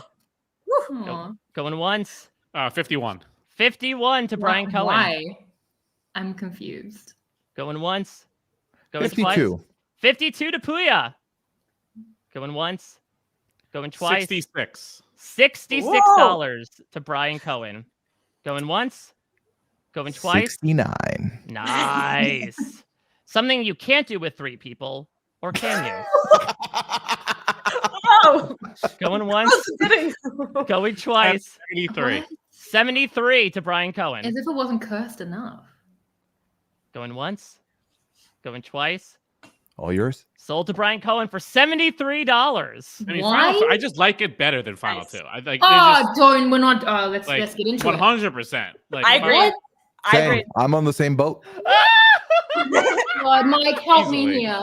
Help me, Paul. The way to get from 4 to 3 sucks, obviously, but getting to 3 is the right amount. No. And 3, so many. No. I just think going from 3 to 2, it just creates way too much importance on just that last challenge. That it just to decide everything. Yeah, which is fascinating. No, but that's Maybe for you. I don't find that fascinating. I don't want like the entire season to become just basically like who stands on something the longest, who holds something the longest. Like that's not interesting to me. I'd rather them have more options to get to an end than And win. like, But it's not like, yes, there is a challenge winner, but there's still that social component of being able to convince somebody, like, I don't know, a Tony Vlachos to take you summarily to the end. I just find that it's such a rare instance that you get that perfect combination. For the most part, anyone else there votes out Tony, and it's like feels very unsatisfying. And it's not even like I need Tony to win, but like I would have rather him knocked out at 4 or something like that. Like final 4 vote, bring absolutely. If that's up here, I'll spend the rest of my money, absolutely. But I don't need a final 2. I also like that if someone's trying to, start they're doing a late entry, a playoff push to the final 3, and they start at 6 or 5, they could get to final 3. They might not get to final 2. And I feel like you want people to do those pushes a little early, especially in the like 6-7 slot. I want to see that action. And I feel like you get it there. I know the number one argument on this is going to be, well, there's always like a final, like 0 vote, like final 3 person. Sure, that is an argument you could make, but also I like the idea of a 3-horse race at a final 3 and having seen one person. And I'm not saying I'm happy to see this, but it does break my heart when I see the 3rd place person kind of know they're out of it, but then watching the psychology of them realizing it's happening and how that plays out versus the other 2 that are like, oh my God, someone else is out. I'm so close. Let me push more. Because I think the worst thing that could happen is you get to a final 2 where one person is so dominating that now that 0 vote finalist is the 2nd placer who's not going to push. And then it's just like a boring ending. Okay, well, so many disagreements. The final 2 is the pure game. It's this binary competition as it was meant to be that evens the playing fields of more dynamic winners that we can get, certainly with like the homogenous nature that we saw through something like the 30s, because the same type of gameplay was given the chance to get there and to win. It makes the end game so much more interesting to get to a final 3, which is, yes, going to be based on a challenge, but the social strategic game can be used to make the building blocks for a final 3 that will suit you better. It's why in International Survivor, when we've still had final 2s, we've had 2-on-1s at the final 4 for a way that just behooves a pair better rather than wanting it to get to a situation where a challenge could really doom them. And yeah, so the final 3, another really important thing about it is I feel like it's one of the earliest instances of Jeff changing the game to get the outcome he wanted, where Terry went home and he was like, no more of that. And then it devolved to, well, let's change final tribal council. Let's change the final 4 vote to get the outcome I want. And final 2s have created outcomes I don't want. And they created like incredible moments, as you say, with Tony. But yes, in an even playing field where a more dominant winner doesn't win, I, as someone who loves the strategy, will probably have in the past like that less. But I always will go with the beautiful defeat. And I've had it with someone like Suri, but and that was a surprise. But like the pain of that, the difficulty of that, the opportunity it gives to more dynamic players or more varied players is what the game should be. And I can't believe you guys bid for this. Hot takes. Well, I think it comes back to what Pooya was saying about like not boring endings, but I do think what the final 3, at least for a while, invited was like, especially with the surprise final 3, was okay. Now we have actual competitors at the end working against each other. As someone who absolutely adores Final Tribal Council, but really doesn't give a lick about like the winner of the season and what it represents, I much more enjoy the binary of head and head. Okay, you have to choose between one of these people. Then you also get into some of the weird math of, okay, if it's a final 11 and we have 2 people, great, 9-person jury. Okay, if it's final 3 and 8, what happens if it's 4-4 to 0? But what happens if it's 3-3 to 2? What happens then? It feels like it's this eternal mystery that has always been thrown out there, where I think inviting more choice into it creates not even more chaos, but like more randomness that feels almost unfulfilled to me. Yeah, well, 3-2 on this one, ironically. Ultimately, also for me, is like, I never thought it was that deep of like, because I know some people are like, we have to get a final 2 back. It doesn't change my life any, truly. I think that I think a final 2 is like so essential. Well, when I make you bid $400 for it, now I know why. Well, I have it for free now in the absence of a final Oh hell no! 3. I will max out on it. That will happen. But like the final 2 is not a twist. It's going to come up. Like that's the de facto. So I have that in my season. So just spoiler alert. It's not going to be like default. You vote people out is up for bidding. But what about the surprise final 2? The Micronesia surprise final 2. That's a twist. That was a twist. Yeah, that is probably the one time I don't like it. But the beautiful defeats will, keep crying about it, and that's what makes the show great and painful. But okay, so in the absence of things, that's where my team is best. I have the old jury format with final so you're two, saying final four vote. I'm loving everything this. this season is the best thing about your season. 100%. That makes I'll me bet feel on the new. better. I'll bet on the new jury format too. I know that's also a hot take, but I'll take the new jury format too. Okay. Oh my Listen, God. we might have an opportunity for that later on. But the next item shall remain covered. God. I'll start the bidding here at This is Edge of Extinction. $15. 15. 15 to Frannie. I love a covered item. I know Frannie is all about the mystery. Yeah. Hourglass for $1. 16. 16 to Pooya. I said 20, but I kind of retract it. Oh, well, I'm not retracting it. 20. 20 to Frannie. 26. 26 to Frannie. 30. 30 to Pooya. 35. 35 to Frannie. 40. 30. 40 to Shannon. 41. 41 to Frannie. The new era begins. Going once. 45. 45 to Shannon. 46. 46 to Frannie. Thinking about February. 50. Going 50 to Shannon. You don't need to keep doing this. 52. I 52 to Frannie. don't know. Going once. What's a good thing this will be? Going twice. Sold to Frannie for $52. This feels like deja vu, Frannie. Because I'm going to offer you another choice. Oh, no. Okay. Okay. Yeah. Stick with what you got or swap. I love that it's just the same slide. I know. I was actually just visually studying them, but there's literally no difference. But this is not Highlights Magazine. Spot the 8 differences. Spot the difference. I didn't feel quite as gung ho about my original as the previous covered item, so I am going to swap to B. Okay, so the common denominator between these two is that Redemption or Edge? they are from the same season. Oh. And Frannie, you should be very glad you switched. You got Oh! fire tokens, but the bigger story is you avoided drafting the Edge of Extinction. Wait. Can I switch back because I like the Edge of Oh my Extinction? God. I can't. If you want it, think I have to Frannie, debate you know what? someone. It's yours. I want it. What? Frannie, in what universe? Like, explain it to me. I love it. It's my hottest take. I love it as a player Yes. because you always should want to watch keep it. playing. You want to push yourself, and you want to know what? I also like it as a viewer because there's people I want to see more of. I'm so glad I got to see so much of Reem daily, and that would not have happened if not for the Edge of Extinction. So I'm pro. Yeah, I don't agree. That's okay. I love seeing the winners. But Oh. I also would have dealt with the pain of not seeing them. You didn't Because love watching Reem argue with everyone that showed up at the Edge of Extinction? I lived at 10 seconds at the end of every Edge episode. What I will say is I love that, but Edge of Not Extinction huge should have ended fans at the merge. Oh, I agree with that wholeheartedly. Ye- I I'm did. fine with that. Yeah, I'm fine I with think that. I threw something at the TV when Chris Underwood won, but I mean, that is a lot better. The worst parts, obviously, are that the jury is made up of the people that you lived with, and they see you as the cult-like status of them seeing you as their representative, and how difficult that is to get past. But even it going to the merge, it just dilutes the game.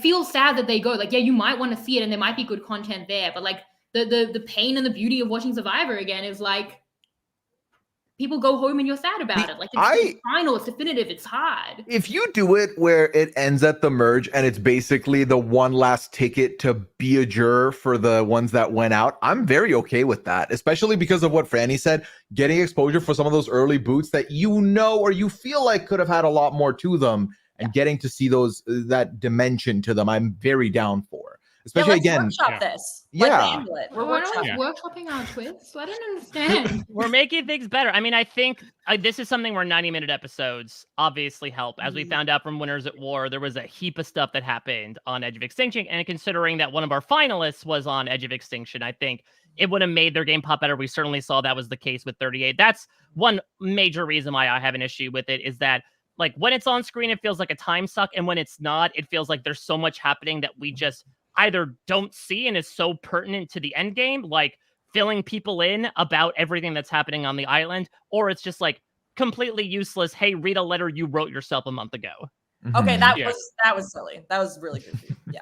Yeah, I'm okay with any pre-jury buyback, Redemption Island, and just because of how much luck I feel like is involved, especially in the early game, with based on what tribe you're on. You just get happen to lucky to lose that specific challenge on that specific time when you're on the outs. I'm always okay with any pre-jury buyback, but I'm most surprised that Mike thought it was a huge get to get fire tokens. Yeah.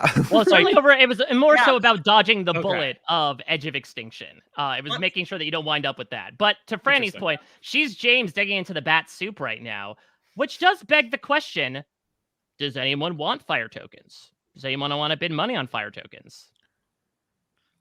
For me, That that just was the involves bullet such that I a was workshop. avoiding. Like, It's not yeah. good. It It's has like- to be like- workshop. I It's think stuff there's there. something there, but it Yeah. would involve such a deep dive of like thinking it out and like playing out how it could best work. Well, I've always thought it also- would work best on like Big Brother rather Yeah, than Survivor. They'd but- also have to do it without the Edge of Extinction, I'm assuming, for if they do it a next time. And how would that look? Because it was Well, then so when we know what would happen next time, it's intertwined. Rick Devens in the mustache at the shop, right? That's what Jeff said Survivor 41 was going to be. Is there a mustache involved? Is that canon? I believe he was supposed to be like one of those 1894 Pioneer Village guys being like, welcome to the old general shop. You want an extra vote? Is there a banjo playing in the background? Like, And who's playing the banjo? If Devins is at the storefront, I feel like we need a banjo player. Oh, Sifu. Oh, Yeah, well, that actually sounds kind of shredding fun. into No, the banjo. I dig it. I feel like I spent a lot of Winners at War trying to workshop fire tokens, and that was just like the sunk cost of it never came back. I think there's something there, maybe because we've like watched the Genius with Garnets, but like fire tokens isn't that. There's something interesting that might never play for TV that might always lean into the worst impulses of like how overcomplicated something like the new era is. But I think that if I were to take it, I'd be interested to see what could be done with it, but I'm not going to like go out of my way to take it in my very bad season so far. All right. I will throw these fire tokens into What do I the even fire. have? Can we get an update on what we all have? I don't even know what I have. They're on the screen. What? Yeah. are. I was just saying. Oh, you thought mean the money? You mean the? Okay, I the thought I was twist. going crazy. Yeah, I have like, one what- twist, so I know what I have. Oh, let's go. Your season's so good. Yeah, I was like, maybe what am I- we'll. All right. So right now, I have the update from Sam. Yeah, Pooya's got the singular item right now. Oh, He has I'm the tribe so swap jealous. for Whoa. $165. Okay. Franny, quite the opposite. She has blood versus water, haves versus have-nots, juror removal, rock draw, the purple rock, and edge of extinction.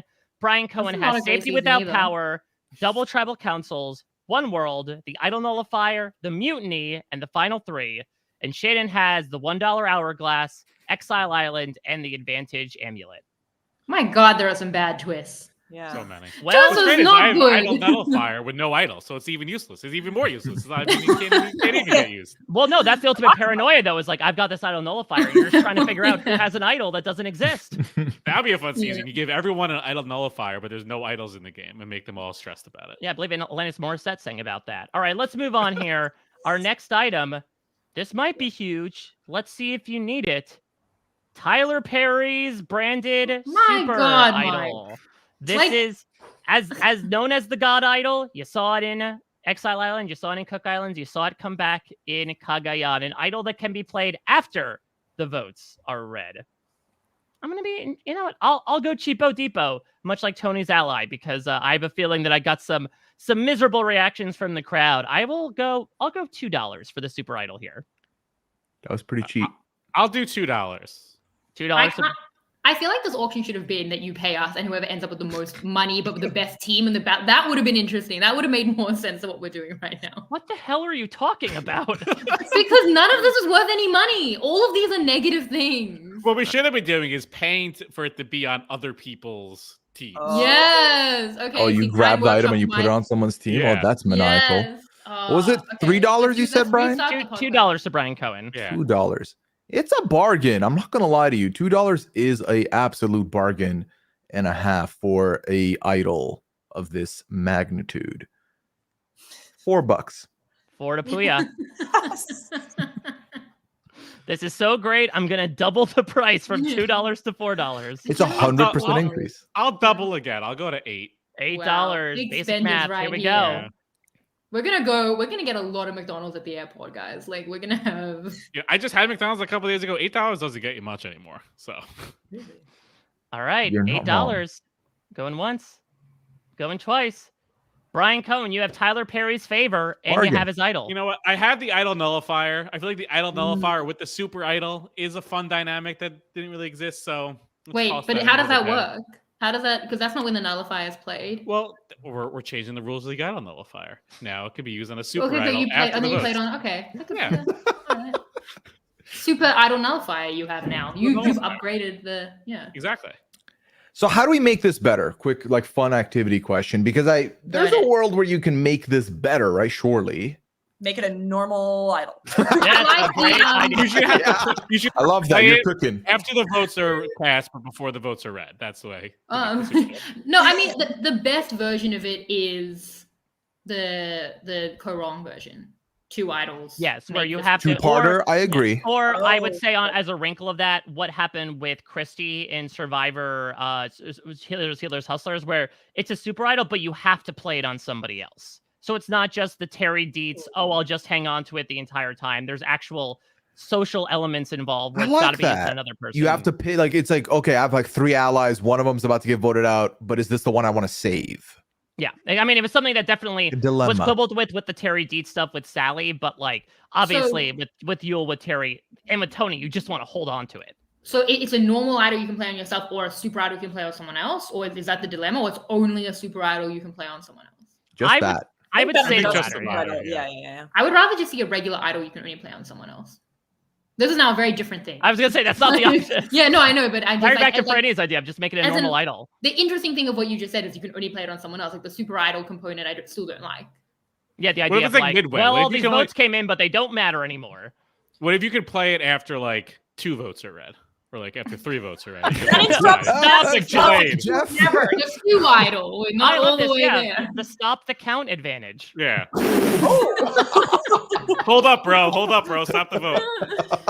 And now you're reading how would the numbers go? How would they be reading? Like this half. out? After half the votes are read, you Listen, can for then. $8, I think you did a good make me one do here, math. Bus Driver's Route. You nailed it. All right. go. Well, next up on our route, I think it's about time we got another covered item. Oh my god, I can't do. Why am I stressed? This is nothing. I will start the bidding here at $10. $10. 10 to Pooya, 15, 15 to Shannon, $20. 20 to Pooya, 30. 30 to Shannon, $40. 40 to Pooya. Pooya, just let me get the funny thing that's gonna screw me over. Like, It's so true because I don't even know what I would want. Like, Yeah, it's like exactly what what I'm rooting for. I just feel like I'm just trying to get involved. All right. Same. It's been a minute. 50. One What are we thing. on? Fif- 50. 50 to Shannon, 53. 53 to 55. Pooya, 55 to Shannon. Going once. Going No, twice. wait, I don't. No, I don't. Sold to Shannon for $55. No takebacks. I feel alive. Wait, Mike, before you unveil it, Shannon, I will give you 45 if you don't want this right now to recoup But like, you. what am I going to use that $45 on? Another I item. have I so don't know. much money. All right, you know what? I rescind my offer. You're right. No, Let's no, see no, what you don't got. stop giving and rescinding offers for you. Give me time to think about things. Let's see what you got, Shannon. He has really I think effing this is a good Shannon. one. I Like, here's think you some got a money good now. one. Well, Oh, gosh. some might consider this a bit of a steal. Quite literally, it's the vote steal. Ah, okay. Okay, that's fine. Yeah, No, that's fine. it's fine. I know. It's better they- than an extra vote. Can you imagine? Can you imagine if I took the extra vote? All right. I think yeah, this is basically an extra vote with again a bit of that predictive element, like we were talking about with the idol nullifier, where you're picking someone's vote to steal. It always creates fun dramatics as well at tribal council. So it's a way to elevate it. Is it necessary, especially in the modern game? Not necessarily, but I think it does create fun TV when it's used, even if it's What's used the kind of most needlessly. memorable vote steal moment we've had? There's a Probably with the couple. nullifier So instead of there seven. was Probably there's when we tried to use it, right? And then it like so yeah there's that one, the non-transferable, and then Sarah does use it Oh, to let's not steal talk Ty's about that. vote. Oh, that's not good. We also had, I believe Nick stole Allison's vote in Yeah. David versus Goliath to like spook her, and that helps sort of cement the David majority as well. So there, I think, of course, Stephen Fishback steals Joe's vote to vote out Joe is also another one, infamously when he got voted out. Yeah. I feel like this hasn't been around in a little bit either, right? Has this been a new era No, twist, right? Probably because they keep like people don't have Well, votes, right? this was So they can't actually even this is the steal. middle option in the advantage amulet. Is if there's two people left, it's a steal a vote. Okay, that's why it's never been used because it's useless. I mean, it's a lot better than an extra vote. It is. I mean, again, I'm not loving the vote economy right now, but I have a New Era season that I've created by accident. So it could have been a lot worse, honestly. It could have been. I can't believe that I've spent over $100 on what? Like, on what? But it really if they feels were like you've not $1, like it $1 feels what? like you've not been bidding on stuff, but you've somehow still bid the least amongst all of us and have like 4 items. So yeah, because none of these twists are good. So what in 37 was that not the one that was used with the nullifier? Because I feel like I've really made the nullifier bad now. That was used. Combined. Yes, it was used in the nullifier vote as well. Because that's what made it. Yeah, it's so a pretty we have, inoffensive one. I feel like there's not a lot to say about it, you know? yeah. Well, you talked about the high amounts in your bank accounts. Maybe this will change it. Sam, why don't you bring it up? Oh, I will start the super bidding idol. at $100. 100. 100 to Frannie. 150. 150 to Shannon. $221. 221 to Pooya. 230. 230 to Shannon. Frannie is outbid officially. Dang it. I already got the super idol. I can't have both. Tony did. It's a season with just the super idol. Yeah, just And the for those super that are idol. listening at home, and the big reveal is that this is the hidden immunity idol. This is the regular idol as we know it starting in Fiji. What are we at now? 230, I believe it is. What season's idol is that? Just out of curiosity. I believe that's Kagayan. 280. 280 to Pooya. 281. 281 to Shannon. 335. Pooya putting in all of his money. So the way things are set. 336. Okay. Shannon Guss, by default, the two sweetest words in the English language, you get the hidden immunity idol for $336. You know what? I'm happy I did it because I regretted the swap because there's so few like actively good twists. And I got one of them. I got like, it defines the show. You know, it's such a, like you guys don't have a hidden immunity idol in the seasons we're all creating. I do. Yeah, but okay, you guys don't have a good hidden immunity idol in the seasons we're all creating. Again, under your own logic, yes, that may be true. All these Yeah. three are like, yeah, sure. We have idols. We're not creating seasons right now. It's essential to have the hidden immunity idol. I agree, It's yeah. so important. No regrets. I have no money left. I didn't want this on my team anyway. Oh, yeah, you did. Everyone wants a hidden immunity idol. Why? If I had it, it would have been That's nice. a Pooya. Why are you negging the idol? Here's the thing. Yes, is it a big part of the show? Of course. Are there compilations of best idol plays ever? Yes. Best idol reactions? Yes. Jury reacting to the idol? It's magnificent. However, we have also had seasons where the idol's used incorrectly. We've also had seasons where the idol has not mattered, and the seasons have stood the test of time anyway. So I don't think it makes or breaks a season. I think it can make or break a very fun moment. But yeah. There's more to, it's a very key important ingredient, but if I forget to put the ingredient, it's still going to be a delicious cake. You know what I mean? I don't agree. I just watched 1 week without a hidden immunity idol in Survivor UK and people wanted that idol, and like the way that it creates the idea of the vote split. Yes, people play it wrong. They play it right. We have the Kelly Wentworth moments and like all of that is what I just bought. And I feel like there's so much there. Does it hit every season? No. Has it been too much at times? Yes, but it's in my season. I'll choose how many go out and I'll do it perfectly. It's so essential to where Modern Survivor is at, and you just can't have a season without it, and it was worth it, and it was fine.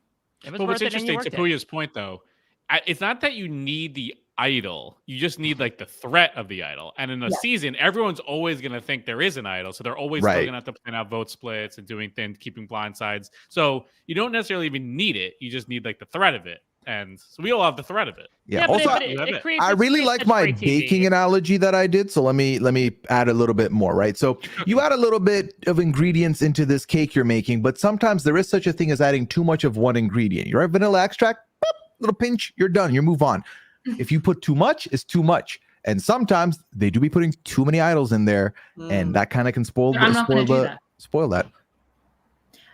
The thread is good, as I said, with vote splits and stuff. Again, even in Survivor UK, there were vote splits before it was technically introduced because they assumed there was because it's so essential to the season. And I know everyone's always said, oh, let's get a season without idols. Yeah, I don't think it would play. I think it adds so many elements. Do you tell? Do you not? Like the decision-making components that idols have is, I think, just so essential. Also, I have something like Exile Island. I feel like I really need the idol in conjunction with Because that. otherwise, what are they doing there? Yeah, this is a Just very chilling. boring couple of days. Staring Trying to each get other's the asses like votes. Drew We're trying to get Christie the and vote Jacqueline. steal. Yeah, well, what I think even just what I like it from a very like base reptile brain level is like, listen, I'm a sucker for Jeff. Let me make this 30-second speech as I walk up and about to This is say my moment. Yeah, like I kind of love that as well from a TV perspective. And we've gotten so much of that. We've gotten people trying to read the crowds. We've gotten this validate for you, Jeff, which Jake evoked as well. We've seen people use the idol to try to save somebody else and then it be used incorrectly. Like, I think when you get the idol, you get all that stuff as well. And yes, there's a lot of chap, especially when we have way too many idols in the game. But I feel like what it provides certainly outweighs what it doesn't. Yeah. And so many of the best moments in Survivor history revolve around the idol. And it's, again, like such an iconic twist. So I'm really happy with my idol. Thank you. All right. Well, let's move on here and see if we can continue the satisfactory vibes. Not sure about this next one, but who knows? We brought in some controversial opinions. Let's see how everyone feels about the old Mergatory. Oof. Franny's frown, the lone person on this panel to actually participate in a Mergatory, is telling. Doesn't Shannon have to get this because she has the hourglass? Like, Oh, true. No, but we were going to rework the hourglass. We're going to spend an hour after this right. draft working on how the hourglass will be fine.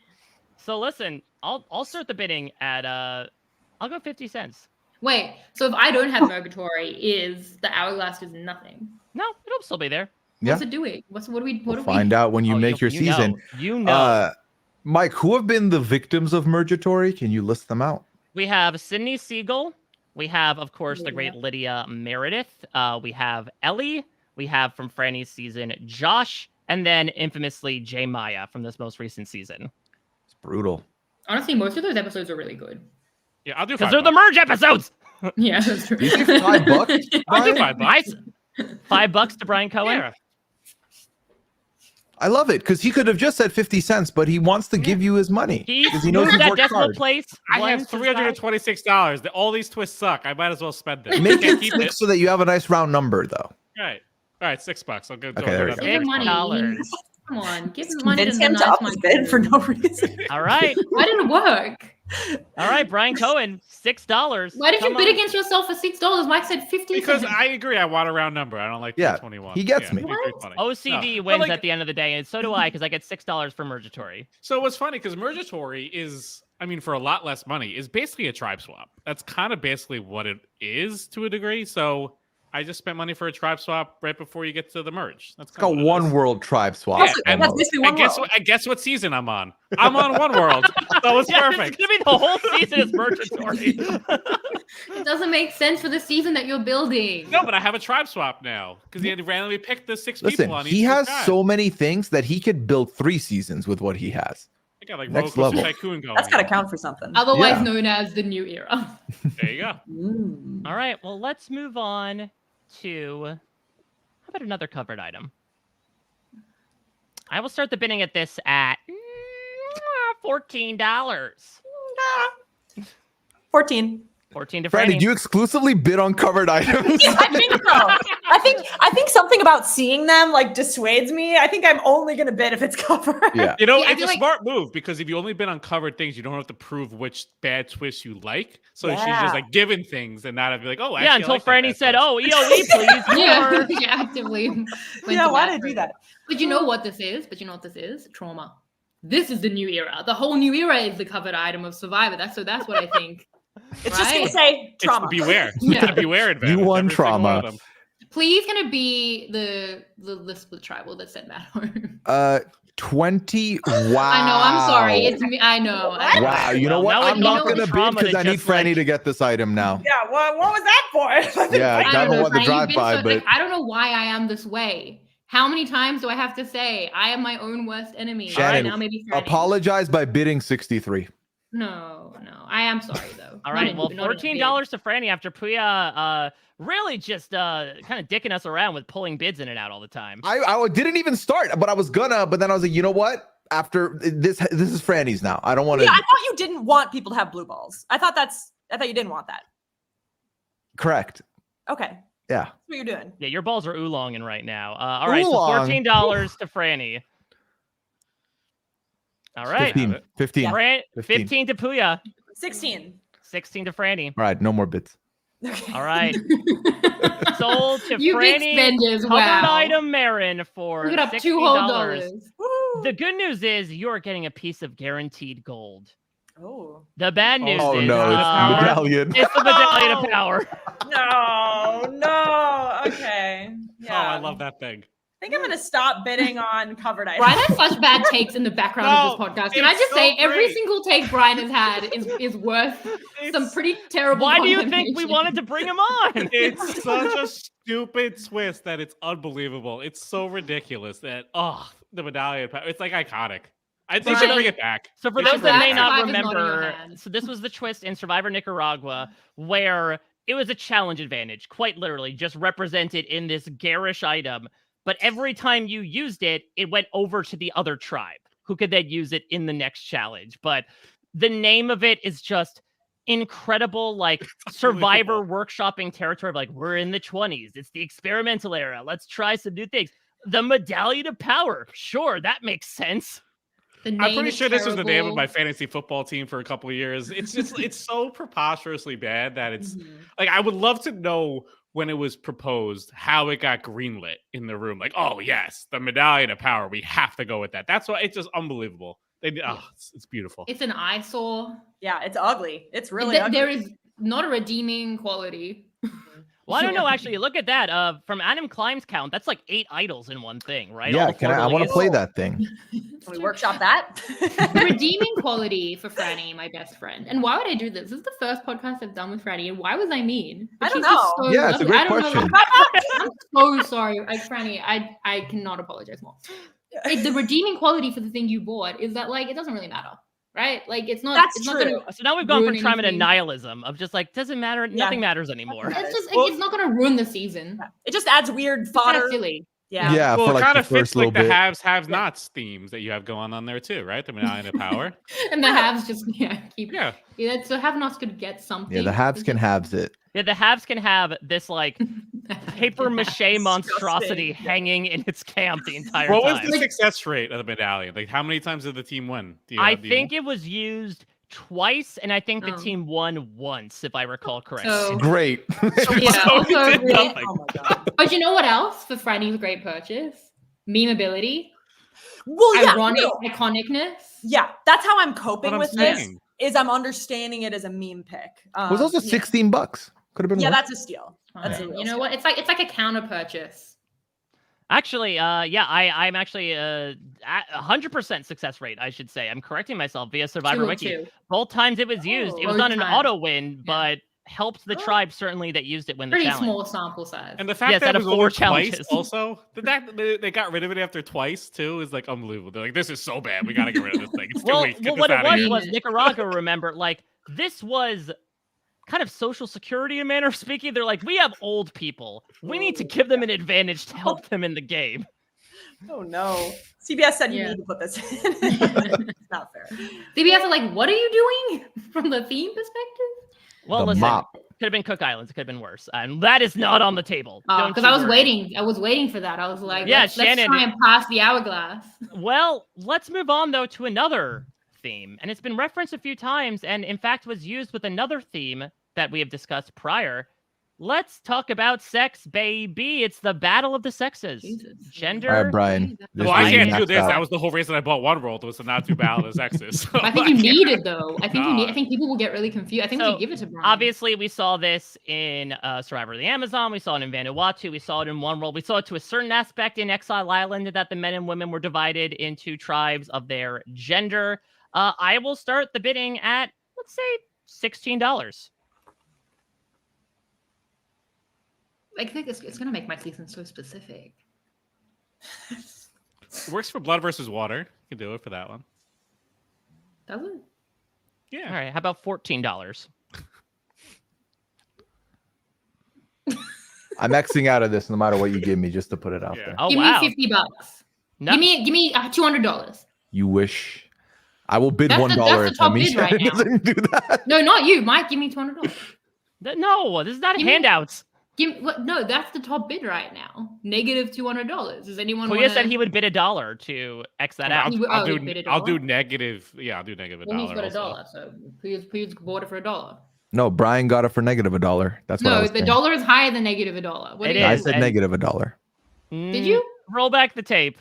Well, that's what I meant. So Nope. if Intentions No, but of stop 1/10 of the law. reasoning. You get Battle of the Sexes for $1. really, Brian, I'll give you $5 off my total. You Oh take my it off my hands. God. Nope. Wait, no, Fine, is you that know really? what? I don't I want have the tribe swap, so it kind of goes hand in hand perfectly. It Yeah, works you fine. basically have Survivor the Amazon and Survivor Africa combined. Yeah.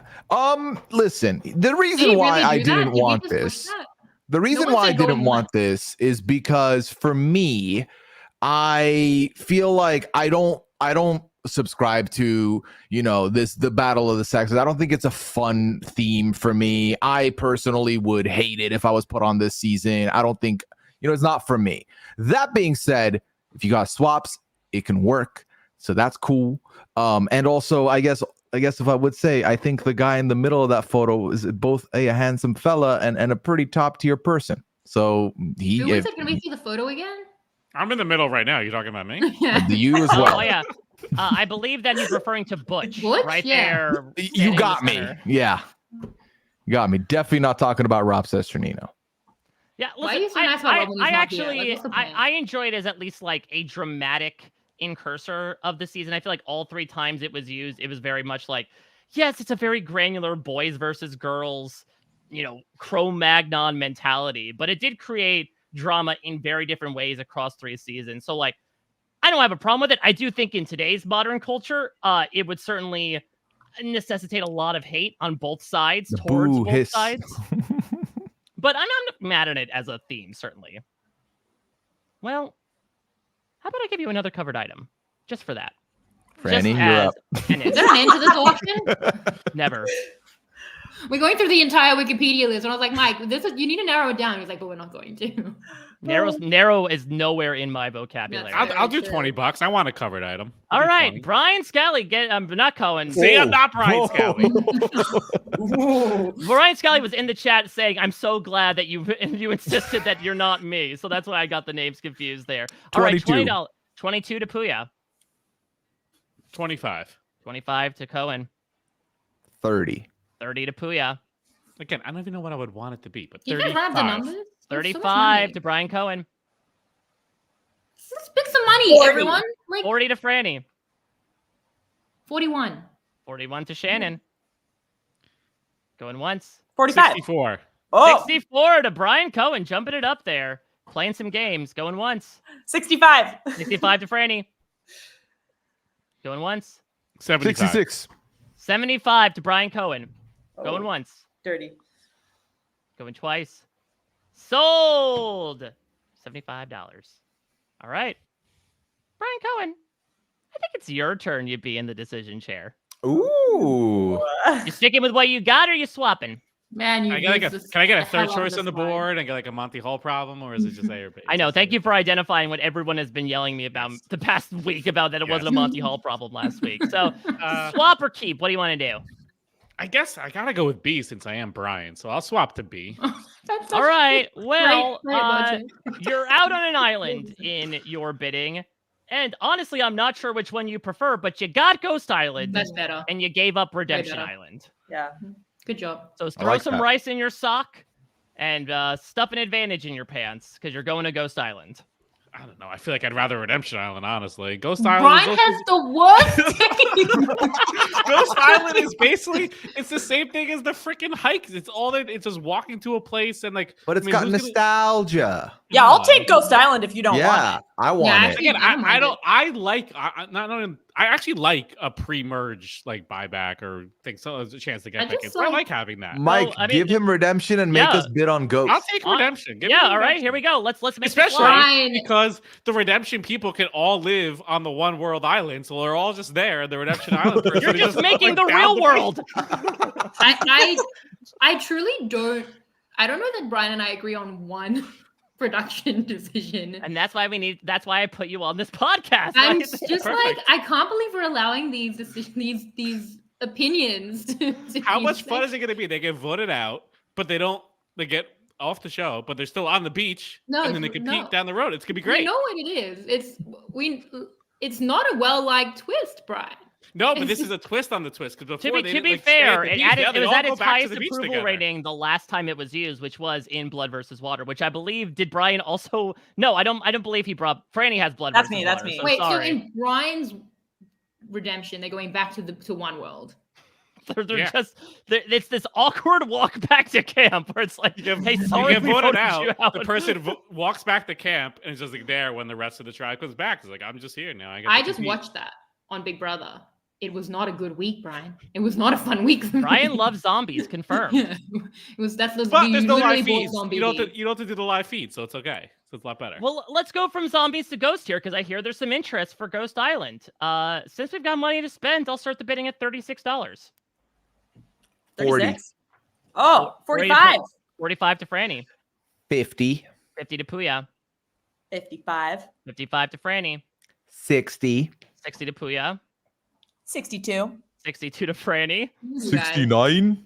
Okay, 69 to Pooya. Single dollars. All this is 70. great. 70 to Frannie. 75. Snake Pooya hissing out a $75 bid. Going once. 80 to Frannie. 81. 81 It would to be Pooya. very funny if I bid right now, but I'm not. The old double dip for Brian. Ghost Redemption One World Island. Going once. Doable. Going twice. Wait, who's winning his Did I win it? It was 81 right now to Pooya. Oh, okay. Oh, 85. 85 to Frannie. 86. 86 to Pooya. 90. 90 to Frannie. 100. $100 to Pooya for Ghost Island. Going once. Going twice. Sold to Pooya for triple digits. $100. You get Ghost Island. Yeah, I love sucker He for has no other nostalgia. twists. Yeah, he just no, I has do like Swap and nostalgia. Ghost Island. What's on Ghost Island? There's no twist there. It's all the history of whatever bogus season you make and Shannon made. That's the curse that needs to be I reversed. get all the trinkets. No, but you Whatever don't have doesn't work idols. there comes into mine. Yeah, so it's like the history of my idol, but it has to be reduced to something that's not an idol because you don't have that. I love it. I'm just such a sucker for what random piece of history are they going to throw into the mix. I think that's a lot of fun. Yeah. And I don't know, this is maybe a bit of me, but I enjoy looking back at stuff, reminiscing, but also being in the moment and present. So this is kind of like the perfect storm of both, where you can have both. And if we're going back to the meme qualities, Ghost Island did produce one of my favorite memes of the modern era, which is X has aged on Ghost Island and has matured into this. Yeah. True. Yeah, Except I love Ghost you Island. have to not mature, the opposite. All right. Next up, let's go from modern to even more modern. Shot in the Dark. I will start the bidding here appropriately with the last time the Shot in the Dark was used successfully, the number of votes it invalidated. I will go with 12. Wasn't it 11? Was it 11? I'm trying to do the math. Yes, it I was think there 11. was 12 people, right? So 12 people, 11 votes. Wasn't it 13 people? No, yeah, because Austin didn't vote. Oh, that's what it was. Yes. Caleb. 11 votes, 2 non-voters, which is part of the conceit of the Shot in the Dark. $11 Glad we anyway. clarified that. I'll do it for 11. I'll go for 11. 11 for Frannie. Going once. Going twice. Sold to Frannie. There we go. Yeah, Didn't feels even have like a to, bargain. didn't You even know? have to Yeah. drop it into the volcano. Yeah, you know, I don't love Shot in the Dark. I'm gonna be honest. When I was on the program, I did forget that I had it. I found it in my bag one day. I was like, "What's that?" Yeah, I think Shot in the Dark. We got that wonderful moment with Caleb, and I think that is the absolute peak that the Shot in the Dark will ever have. And I'll take it for that moment. It was really good. And I think Shot in the Dark with a 2-tribe format could be even a little spy. I just hate that it's 6 people, like one person's going to use it. I don't like that. I don't like that at all. That's more beef with the 3-tribe format, I feel. Exactly. You know what I mean? Exactly. Yeah. I've always hated the delivery. I've always thought it's so weird that he That's just true. opens a scroll. The fact that they have Oh, a it's die. so many I so many don't weird props. I understand love it. You why drop the they die into can't- the volcano Right. and you open a scroll. Can't they just? There's a 6-sided die for a reason. Just roll the die and show what it lands on. Let Like, one them thing pick like- it. Let them pick the scroll. That's what I want. Anything's So- better than just pro. Well, that was the do or die, right? That was like the Jeff trying to do the best When's Howie that coming? Mandel. Like, how do you feel about this box right now? Is this box speaking to you at all? Yeah, we already had Deal or No Deal Island. What's this new show coming on air? I have a couple of questions. The first being the Caleb moment was incredible. Yes. And I said at the time that it justified 5 seasons of Shot in the Dark, which had not hit literally, or well, I mean, it had, but like had not hit until Yeah, Caleb. justice for You Jamie agree. Lynn Louise. But you agree that that moment justifies 5 seasons of Shot in the Dark? I do. Well, and you want to know what? I don't know. I also think even though we didn't get like a satisfying payoff of it across those previous seasons, I do think it's interesting to see people who were voted out, knew that they were being voted out and played it and ended up going home versus people who were totally blindsided and didn't play it when maybe they should have. So I think that it's interesting that it forces the other players around the person being voted out to really snow them more than they maybe would have needed to in a 6-person tribe in the past. But yeah, I know. I mean, I only bid $11 on it. So Yeah. Yeah, Only and anything. I think that it's like basically the half measure of everyone gets an idol is like everyone Right. gets a chance at safety. Yeah. Which I think is interesting enough, and I'm glad we sort of went out with what we did in 41 with 42, which is like it's 1 and 6 in the pre-merge, and then in the post-merge it's 2 into 12. Like that never really amounted to anything because it's quite literally the same fraction. I think there is still once again a way to workshop it where like maybe it doesn't need to be a 1 in 6 chance. Maybe you fuss with it a little bit more because the moment of it hitting is obviously such a big moment. But then are you outweighing that with like, okay, are we just making people safe every week then? In that case, I think there's still a tricky balance to be hit. But I still think it's something that's like worth keeping in, even to Shannon's point, like even if we've only produced really like one big successful TV moment out of it, I think to Franny's point, it's incited a lot of gameplay that I think is interesting. And we've even seen someone like Matthew from your season, like Yes. use it as a weapon. Right. That's what I was about to say. I don't know if I don't know if I love the idea of playing around so like liberally with your vote, just being willing to throw it away. But I do think it's interesting, the idea of not voting to not have to draw a line. Yeah. I don't know. And Well, I think as a viewer, it's worth like anytime it was played, despite the fact that it really paid off the one big time, those like 5 seconds of, oh my God, are they going to get it moment is worth it. I do enjoy it. It adds a little spice that you may not have seen otherwise, whereas an idol is like a guaranteed hit, you know? So I like that anticipation build up too. So again, one of my biggest regrets till the end of my podcasting career is going to be the fact that I was not in LA for the moment that Caleb Shot in the Dark hits. Yeah. Whatever energy was in that room, I'm never going to know because I can only imagine how good it was. It was electric.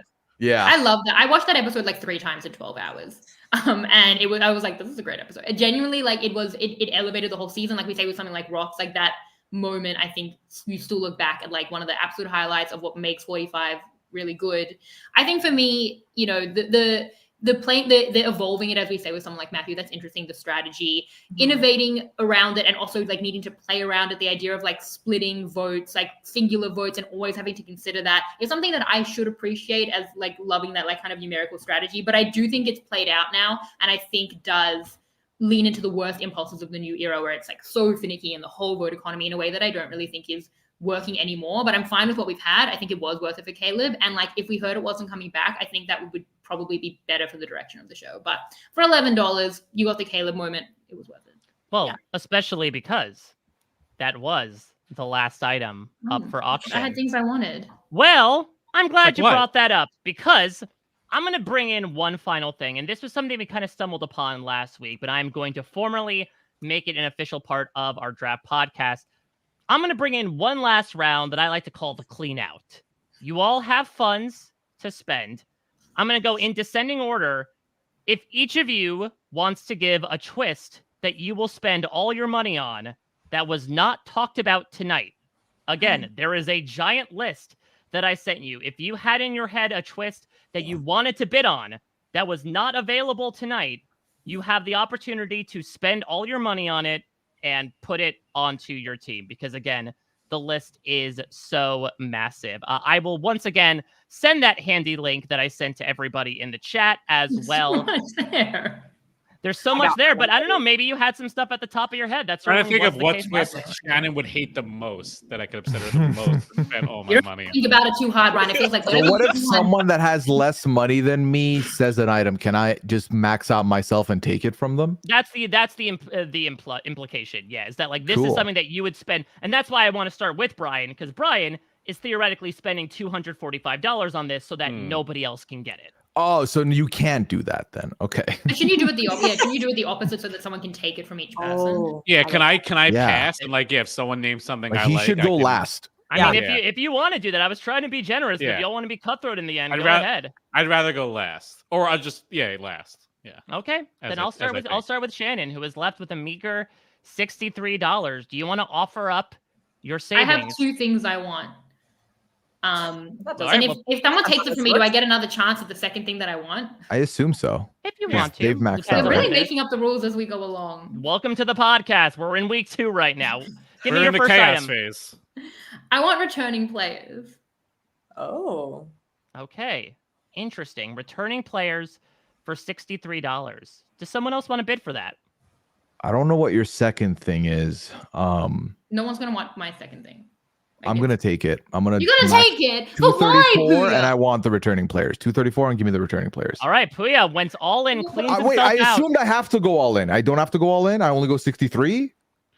I have a question because I the think I should twist just that I have- want is like a twist on returning players, No, I think no. but it's like a I think you need- different version. Can I Again, claim- these are can I- not. We're not operating Okay. under Shannon's logic. It's not Wait. mutually exclusive. You can do whatever What? the hell you want. Okay, well then let Pooya take returning players. I'll just take Yeah. like second chance. No, that's what I wanted to claim. I want a second chance. What? Okay, so wait, Mike. When I say I take it, I'm putting all my money out, right? That's it, or Yep, this because is I don't. this is one. I'm foregoing my pick essentially to steal here. Yep, this is your Returning this is- players, I'll take it, even though second chances is a banger choice. All right, and I'll make an executive decision there that I do think second chance does count under. If it's like an entire returning player season theme, I think that counts as part of the category. I think the entire idea of bringing enough. people back is what Pooya has bought. So Pooya, And then shouldn't like Brian have been able to take? I said it like- first. but he didn't. Thank you, he Brian. clarified after. No, I think I'm that fine the- with the new all right, newbie players. Shannon, you had a second item in the reserves. What do you I want can't to believe spend? Brian likes second chances and returning players because that's good. I'm upset about this Get on your because toes. I feel like returning players, like it's either like they're either like a bottom 5 or a top 5 season for me, but it's more likely I love it. So I'm upset to lose it. So should I take a theme or should I take I'll take the 50-50 coin. Yeah, I had a feeling I left it off there because you'd be the only person to bid on it. So yeah, I you love can my coin. you can Should've have- you raised can my coin. you could have 63 50-50 coins if you want to, because that is the amount Well, that that's you too, have I don't spent. want. No, I just want the one. Thank you. Well, you are out with the 50-50 coin. Frannie, I'll move on to you next. Is there one twist you want to spend all $195 on? There is, and I've already mentioned it in this podcast, and it is the inheritance advantage from season 44 that we did not see used. Yeah, I mean, I have like a soft spot for this advantage because it was on my season and I'm just really curious about it. But essentially, it's like gives you an opportunity to boomerang a like idol or advantage back to you. If you play this at tribal, any idols or advantages played at that tribal will show up in your bag the next day. I think this is a really like sniper advantage because also people don't know about it. It just shows up in your bag. Jeff doesn't say, okay, now Sarah Wade has this idol. So I think it has a lot of potential. I think it's another twist where you have to have pretty good circumstances for it to work out in a really satisfying way, but I'm curious about it. And I'm sad we didn't get to see it used. All right, so Frannie inherits the inheritance advantage, which, yeah, people might not remember exists again in the glut of twists that was your season, but it hopefully will see a second life here. So, Brian Cohen, you got the only money, you've got the only twist left on the board. Is there something you want to spend your near $250, half the amount that you started with, on? Let's see. There was I thought about doing looting in my One World season where they're all living together and they just steal That's from each good. other. I don't know how that would work, but I thought about that. I'm shocked Mike didn't put that in the auction because Mike loves a good loot. I do love a good loot. I like they haven't done something like this in a very, very long time. I would love to see the picking the tribes two captains pick the tribes of like instead of like Schoolyard being or like they have to pick one tribe. Crazy, I wanna insane. bring Wow, all right, that we're back. talking like Survivor Thailand, Survivor Gabon. wanna- Hey, congrats for getting to the Let's top get of the some hill. Survivor Gabon vibes going. Let's pick the tribes that they're all living on. All right. But then they'll go live at the same beach. Yeah, and they all live at the same Yeah, beach. that's You get to- interesting. That It's is a good way to get to interesting. know people. Absolutely. Me, Shannon, look at that. We all agree. Look No, at that. It's beautiful. it's still a crazy take. All right, so let's give the final rundown of the teams here because there was a bit of ebb and flow. Initially, we thought that, Brian was Mr. Spendthrift and Shannon was a little more conservative with her spending, but things balanced out in the end for most of you. So Shannon has the Hourglass. She has Exile Island. She has the Advantage Amulet. She has the Vote Steal. She has the Hidden Immunity Idol. And Got she a has lot the of things. 50-50 coin. All the advantages. How are you feeling right now? Because you were the one that came in with this wackadoo thought experiment about making this into a season. How's it looking at the moment? I mean, I don't understand how the Hourglass is going to play out, and it's unfortunate that I have that. Without that, it's like an Exile theme. We'll put in some sparing idols, 50-50 coin, the amulet. We'll make it sparing, although there is a lot there. Is it the best season? No, but I like that it has a final 2. I like that it has a final 4 vote. I like that it has the old jury format. So those were the hidden bits the whole time of the kind of de facto structure of the season. So in that way, it's not bad, really. The Hourglass with the 50-50 coin's a fun combo. How are we doing that? You flip it wrong, you break it, you flip it again. Are we just throwing props at each other Dumb. now? All I right, have a lot of trinkets, ironically. let's get skeletal here with Pooya's anemic team, which is the Tribe Swap, Battle of the Sexes, Ghost Island, and returning players. Honestly, it's broad and it's good. Yeah. And again, any trinket that I would like, we just flip the reason it's there, put it on as the Ghost Island theme. That No. works. Now, Mhm. Frannie, would you do me the honor of be the first returning player into this season that I'm cooking? I would love to. It's amazing. Big Also, fan. I thought I that the won. returning players would be the people on Ghost Island. That you go there and Oh. it's like, okay, you've won me now. I don't like that. What? That's- No. that's Make your own season. Don't ruin mine. Yeah, what do you? No, it's so interesting because he has Ghost Island and returning players. So it's like you get a player who's been doomed by the Like a thing. choose and your that- character Yeah. moment. They play the Smash Bros theme song in the background as you're picking who you want. I mean, will you make Hmm. it personal? Was it like Frannie? Here's Matt's safest That's shot what in I'm the saying. dark. You know what to do with it. Yeah. God. That's fun. That's fun. Yeah. I like that actually. That creates it's good. It's literally the ghosts of their own seasons past. Yeah. All right. Well, Brian Cohen, you have Safety Without Power, the Double Tribal Council, One World, the Idol Nullifier, Mutiny, the Final Three, the Super Idol, Mergatory, Redemption Island, and it's all determined by a schoolyard pick at the top of the season. Just insane. Go, baby. Chaos. I love it. And then finally, Frannie, you have acquired via many covered items. Yeah. Blood versus Water, Haves versus Have-Nots, Juror Removal, the Rock Draw, the Edge of Extinction, the Medallion of Power, the Shot in the Dark, and the Inheritance Advantage. Yeah, there's some stinkers in there, but I think the covered item aspect of this really eliminates my liability. So I was just doing it for kicks. I mean, listen, You- a you lot should- of stinkers in there is sort of the theme of twists across Survivor seasons, right? I think that's the lesson we've all kind of come to is the There's show all has swung so many times at plate. Mhm. And Mhm. sometimes it connects and sometimes it doesn't, but it's that creative juice that keeps us watching the show season in and season out. For what it's worth, I think 45 from a creative perspective seem to like pare back things a bit in a very appropriate direction. So we shall see what's to come in 46. I can certainly imagine 46 will not be as nearly wackadoo as anything the four of you have, should those be seasons. Honestly, if it was It Pooya's sounds season, like that'd mine. be great. Yeah, like who's like seems like it would be great. Mine just seems like any regular New Era season. And I want to throw in that I ended up being given Battle of the Sexes because Mike was like, you said $1. You didn't say negative. So, You could have fought that harder. nah, it's fine. I'm okay with, listen, it should have a little bit. You know what gets done under pressure? Diamonds are made. And with a bad pick, I can make some diamonds. There we go. Great. And I will say that we have certainly produced a jewel of a podcast, in my opinion. Thank you for the insights that you brought, the hot takes, the cold takes, the ridiculous bids in both directions. Having me pay you at certain points I did not expect, but you absolutely all brought it in your own respective ways. I'd love to go around the horn. I know you all are both so busy at this beginning of the year, and plug any projects you would like the listeners to know about. Shannon, let's start with you. Australian Survivor's kicking off soon, so kickoff special, look for that coming in the next few days, and then a couple of Survivor UK deep dives. I won't say with who because I don't want to spoil who's, I don't know, I'm pretty reticent to spoil Survivor UK because you should watch it. Anyone who hasn't watched it looking like, what am I going to do before Australian Survivor starts, US Survivor starts?